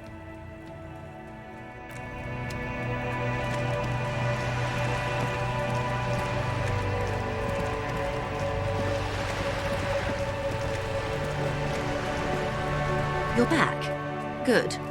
What can I help you with? She reaches for the photo, takes it, then holds it in her hand for about half a minute in silence. It was taken with a trigette not long ago. This is the man's upper body. There were no more markings on his hands or legs. Her mouth is relaxed. The accordion lines near her mouth vanish. The pearls of her eyes move slowly on the photo's surface. Sorry. I was trying to see if I can read the web of interdependencies between these points. The stars. I can't. But that's how you read this story. The points themselves don't have letters, numbers, anything. Their size, location on the body, and distance from each other tells you what they represent. Close. Port cities. This is an Oronese map of the waterways, a sailor's tattoo worn by wayfarers of the Dolorian century. Over 300 years ago, the sailors would mark their bodies to map their travels. The sailor's soul would use it to fly back home if they should die abroad. This is a sort of contraption to be reeled back in by. The silver cord, they would call it. Where is he now?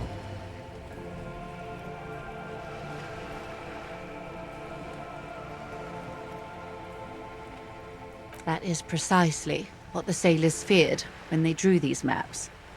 A fear of drowning within one's own corpse. Quite a few.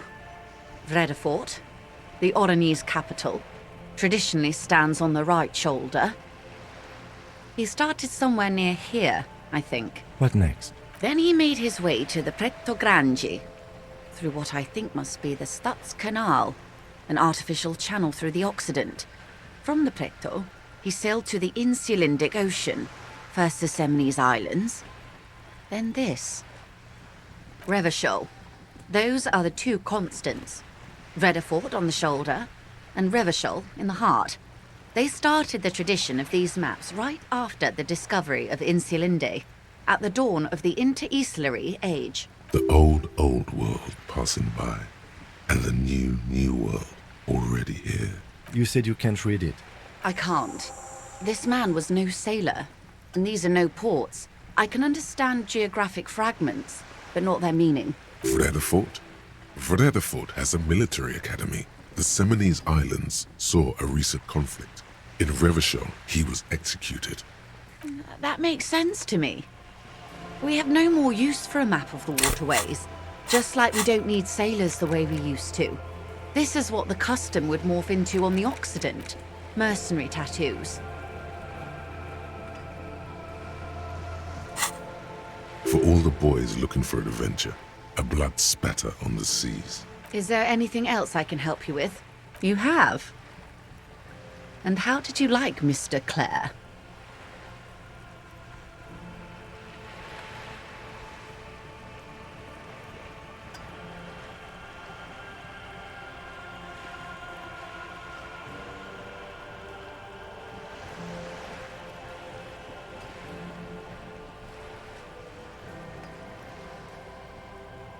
Oh, come on now. He has his uses. How else would he have stayed in power all these years? Or wait, actually, corruption. That's how he's done it. Fantastic, worm-like corruption, reaching into the bowels of the earth. The position of my unusual colleague does not reflect official policy. I hope you understand. The RCM does not pick sides. Of course. And I don't expect you to share anything he told you with me. I'm not a corrupt worm myself. However, if you felt like discussing something, how could I stop you? Are we not human? Are we not curious to hear another person's take? It's only natural. We would only be gossiping. Intellectually speaking, it would be quite interesting to hear what she has to say about these things. Tell her she'll like you for it.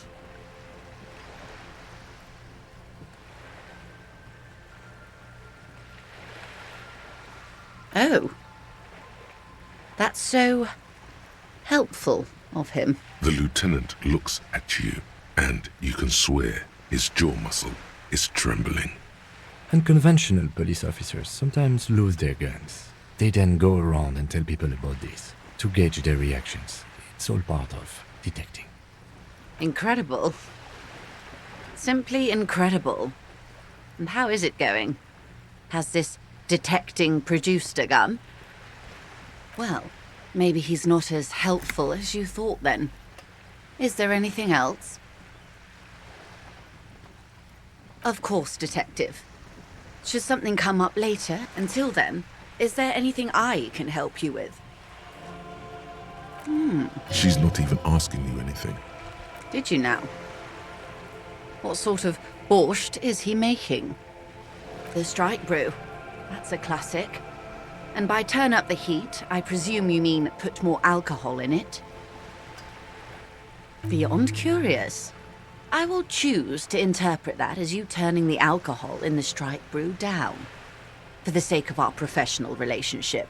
And because I don't like the idea of them any more drunk than they already are. Of course, Detective. Yes?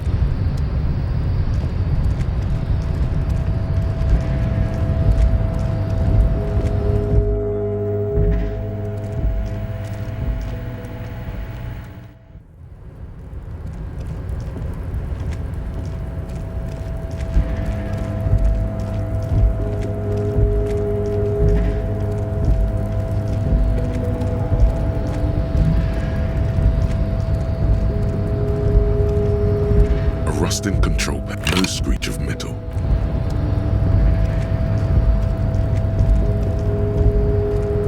You're back before the cargo container. Its drawer has not...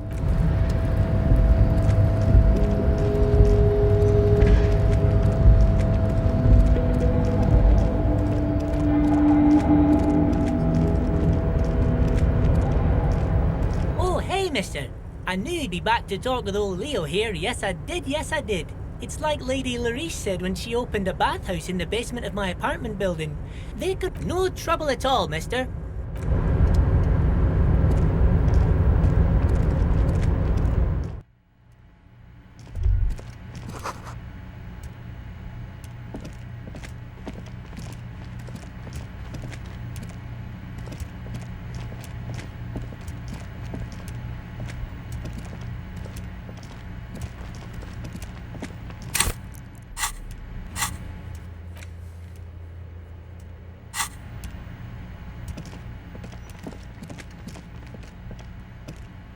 Yes?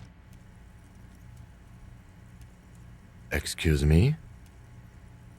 You have a distinctive way of walking. A moment passes.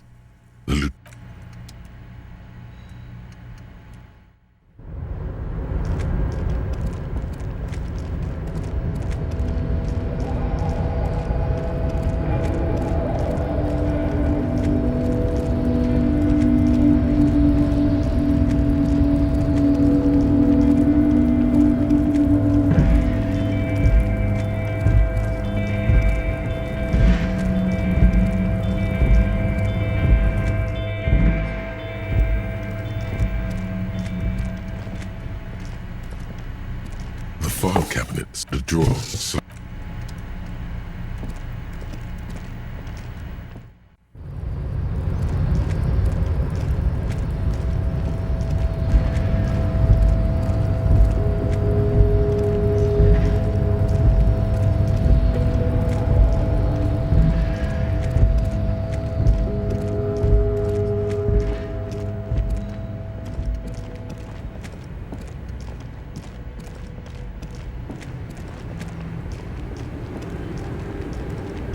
The woman is still hunched over the railing, her head swaying to the music.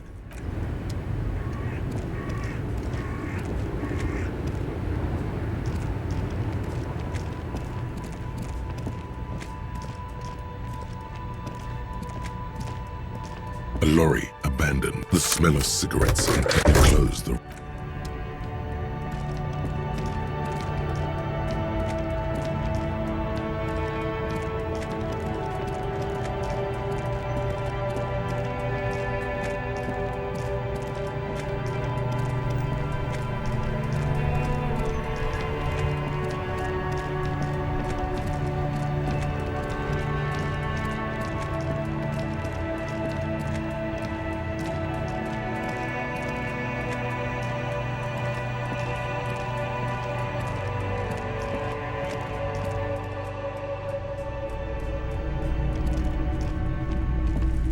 You see rows of toy soldiers guarding the...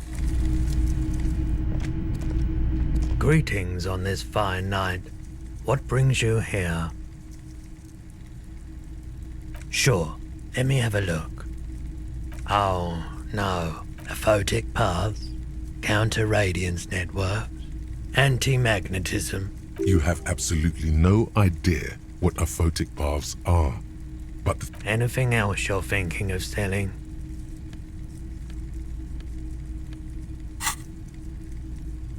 Another time, perhaps.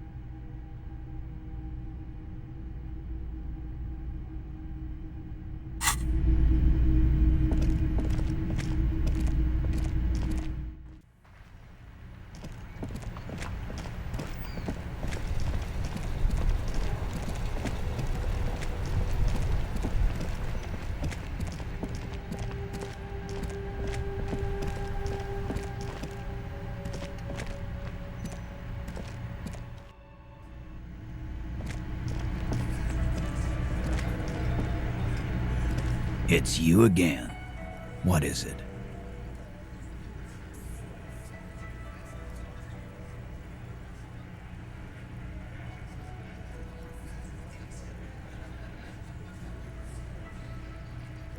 A witness? You ain't got shit. The locals would never come to you with this. That's just cop tactics, Titus. Next, he's gonna tell you one of us already rolled on the others, and is in witness protection. Well, let's hear it then. Who is your mystery fella? This goes without saying, but nonetheless, don't give out his name.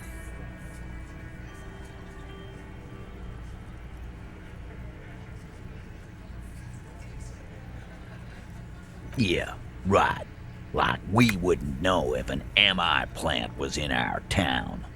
Nice try, right? MI is short for Moral Intern. Moral Intern is short for Moralist International, the coalition that runs Rivershaw. I've seen this shit a million times, Titus. Fly fishing. They are desperate. Tell us, Copper, what wacky claims did he make?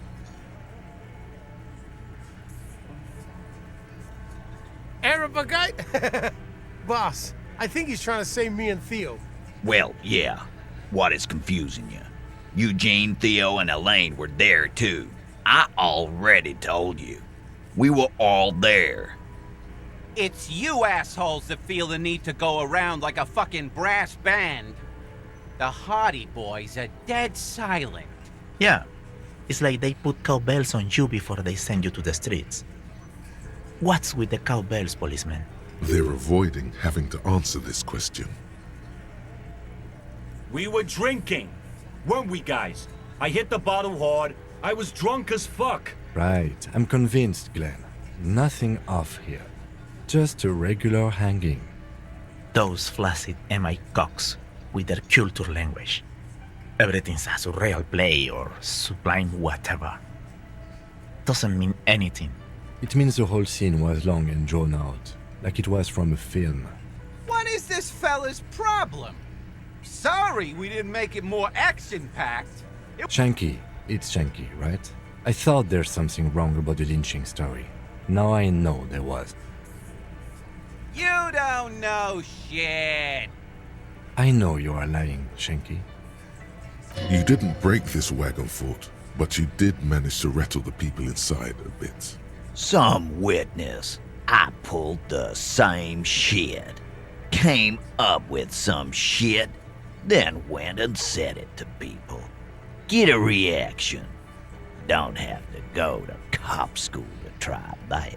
You don't have to go to school for shit. I never went to school and I'm doing great. You're doing a hell of a job, man. Hell of a job. So much bluster to hide the fact that they're uncomfortable with you having this info.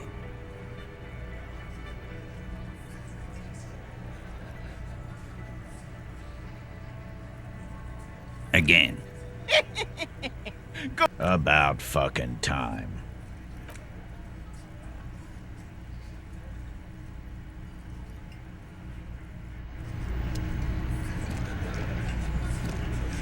Behind the dockworkers, a ceiling height window.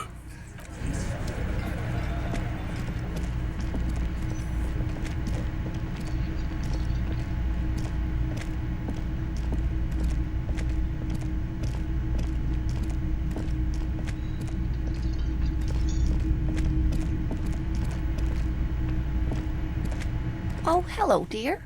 There.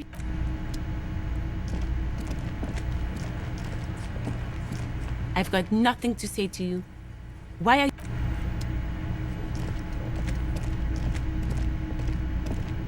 Can I help you? Another thing. Great. Yes, and the phone company is taking its sweet time sending someone to fix it. Losers. Who told you that? Fine, yeah, it looked like someone had messed with the wiring. It was shortly after the hanging, but I don't know if it's at all related. Plenty of arseholes around here who aren't murderers. If you do find out who cut the line, though, let me know, so I can forward them the repair bill. Yes, and the phone is not strange, it's inconvenient. Who told you that? Fine, yeah, it looked like someone had messed with the wiring. It was shortly after the hanging, but I don't know if it's at all related. If you do find out who cut the line... Yes?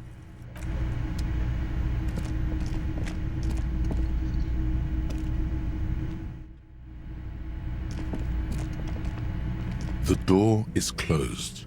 Still nothing. The lieutenant gives you a quick glance. Still nothing. The lieutenant gives you a quick glance. This door can only be a...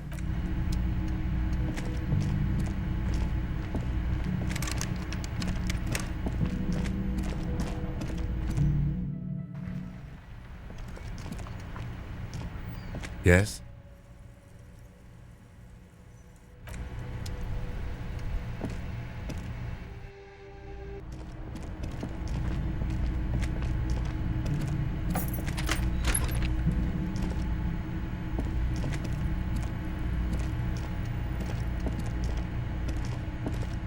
Yes?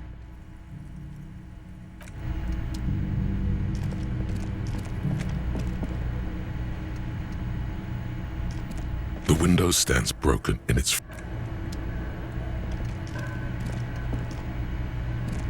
A mirror hangs on the bathroom wall. In it, your face, adorned with the expression.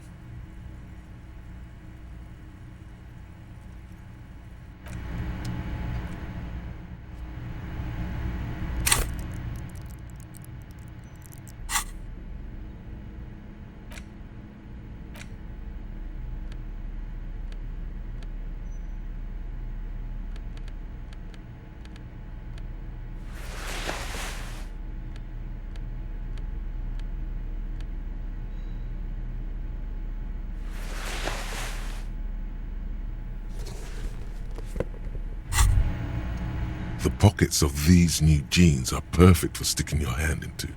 Makes you look cool, calm, and collected.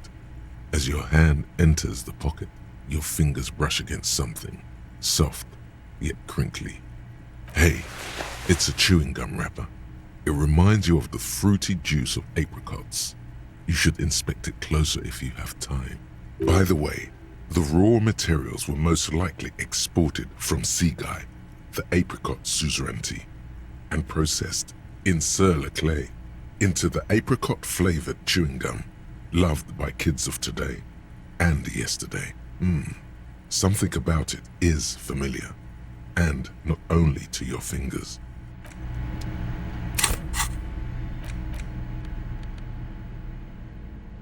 Crinkled chewing gum wrapper. The worn label reads, Tutti Frutti. It smells faintly of apricots. You feel compelled to point out that there's nothing fruity about cinnamon. It's a spice derived from tree bark. Can a used wrapper shrug? Seems like that's what the wrapper is doing somehow. This is not about flowers or bark. What is this about? Why are you looking at this wrapper? Good question. There is no answer or secret phrase written on the inside of the wrapper. Yet you're drawn to it, drawn by regret. Stop before you hurt yourself with a Tutti Frutti wrapper. Throw it away, please. You carefully fold the wrapper into a square before putting it back into your pocket, lovingly even, despite the strange feeling of regret. A mirror hangs on the bathroom wall. In it, your face, adorned with the expression. It's too late. Like an image on film.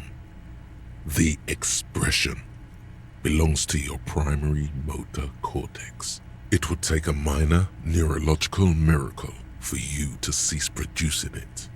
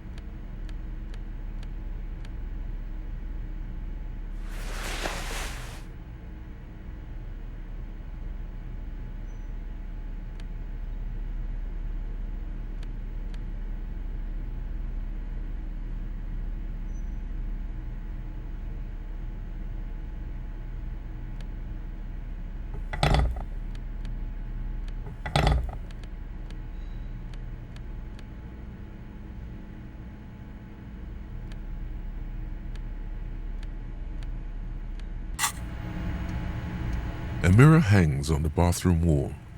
In it, your face, adorned with the expression. The faucet is quite terribly mangled, but you just might be able to twist its parts into place. You handle the chain cutters deftly, applying just enough pressure. The faucet regains a recognizable shape. The steam stops. Told you that you needed those chain cutters. Everything is connected. Everything has a purpose. The mirror begins to clear slowly without you having to wipe it.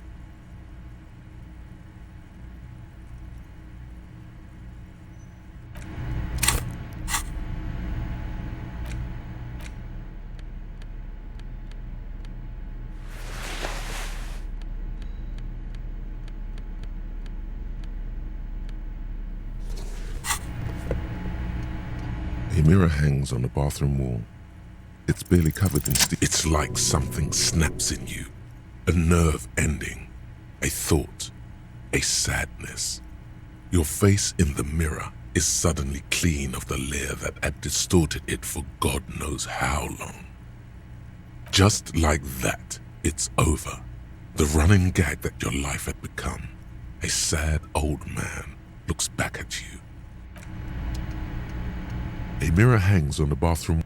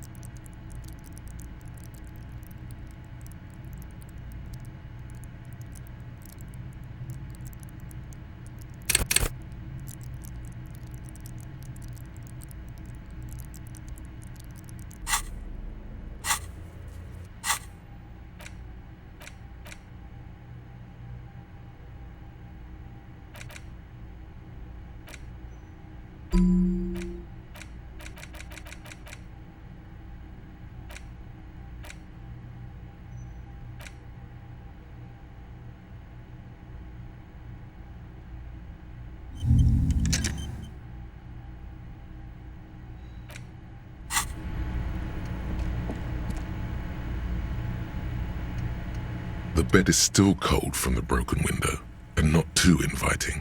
But it's yours. You've earned it. The bed is still cold from the wind blowing in from the broken window.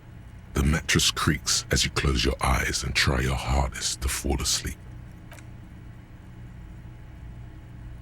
Here we are again, my broken bud.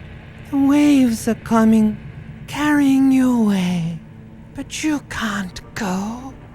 No, you have to stay. Always half aware of yourself. You're not cooperating, brother man. It's your disgusting body. Even through your sleep you feel a vague discomfort suffusing it. Your belly and your sides are unpleasantly tender. You wish you could curl up into a fetal ball of safety. But you cannot, because of the pain. That pain in your right side is your enlarged liver, by the way. As for your kidneys, you've really been compounding the damage lately. But this suffering, it must have some kind of meaning. A story that will come out of it. Perhaps even a story that you will write yourself.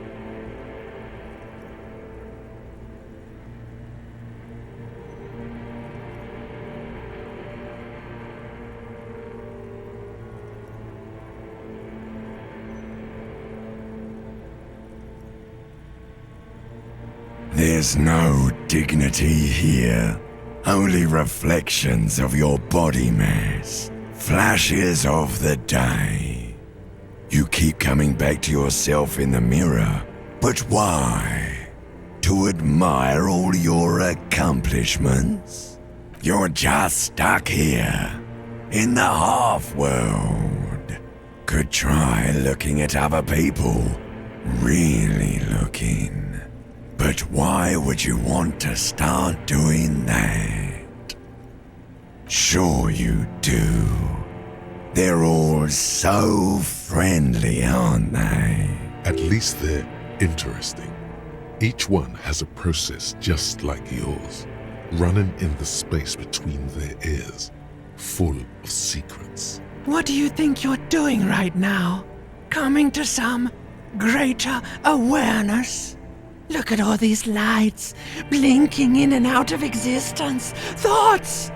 You're just pretending that you're asleep, even to yourself, while the world goes on without you. Let it. Let it. But it never seems to let you go, does it? Time to rise and wipe that shining sweat off as best you can. Gather your bearings. Rock and roll.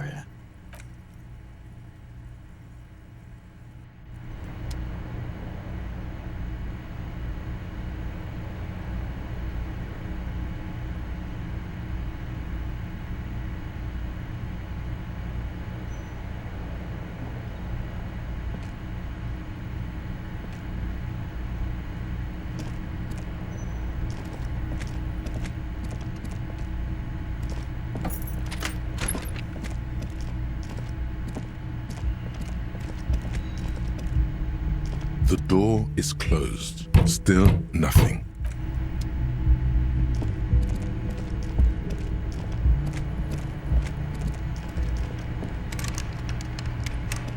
A mirror hangs on the bathroom wall. It's barely covered in steam anymore. You see your face, such as it is without the expression. It's just hairy. The bed is still...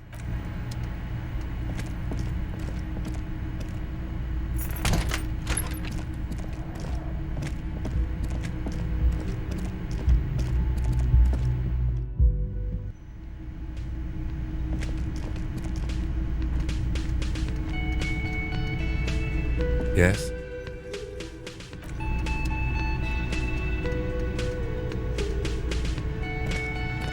The woman in an RCM patrol officer's uniform winces as she notices you. I would really prefer not to talk to you right now. A patrol officer is the lowest rank in the RCM, below lieutenant and sergeant. Yes, I am. I know. Here's the real deal. It's hard to tell whether he's sarcastic or sincere, but if you had to guess, you would say the lieutenant is being sarcastic. I'm definitely not the cavalry. I don't know. I mean, why would I want to talk to you? No, you haven't wronged me. It's okay. Okay, fine. Let's talk. What did you want? What does one talk about with a fellow officer? What precinct? Fucking deranged lunatic. You're getting an intellectually unsatisfying vibe from this conversation. Maybe you're doing something wrong. I don't know what to say. Don't say anything, Judith.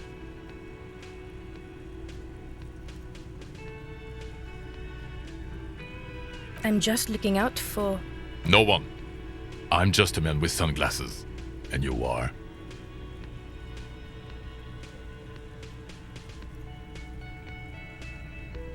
Yes, a policewoman who just wants to do her job. That's all. You look like shit. And I don't mean that as a metaphor.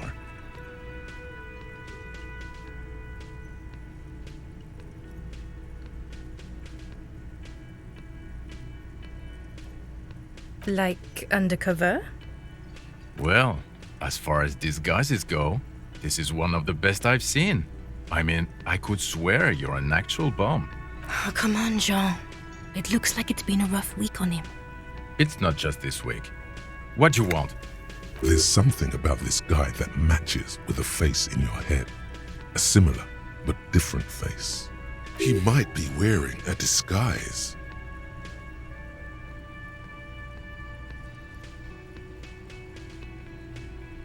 Yes, it's a hobby of mine.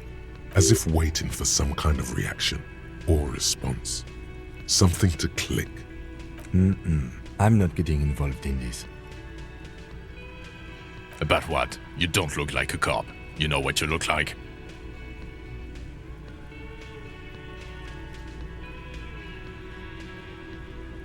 Exactly.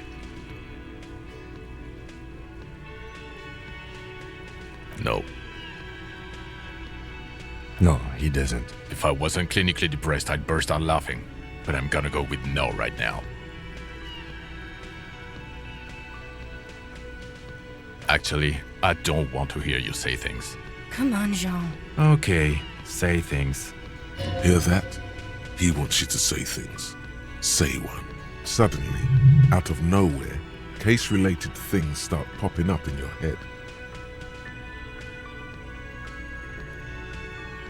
You're not shitting me, Milan. I can smell it all the way here. We're getting to it. There have been complications.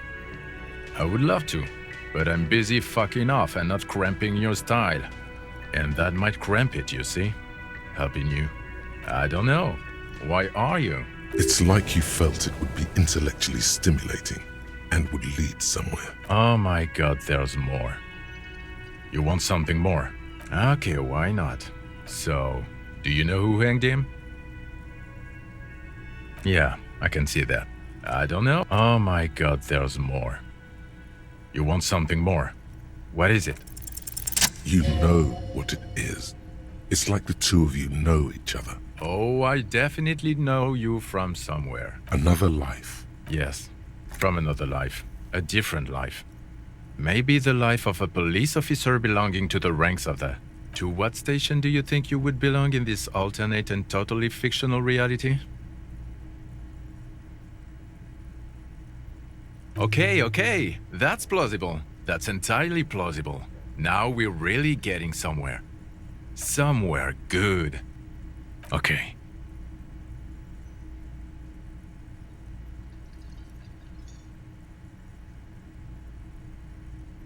Let's be crazy. Let's say you and I are partners. How's that for a thought experiment? Would you now, or would I be cramping your style? Never mind. Partner.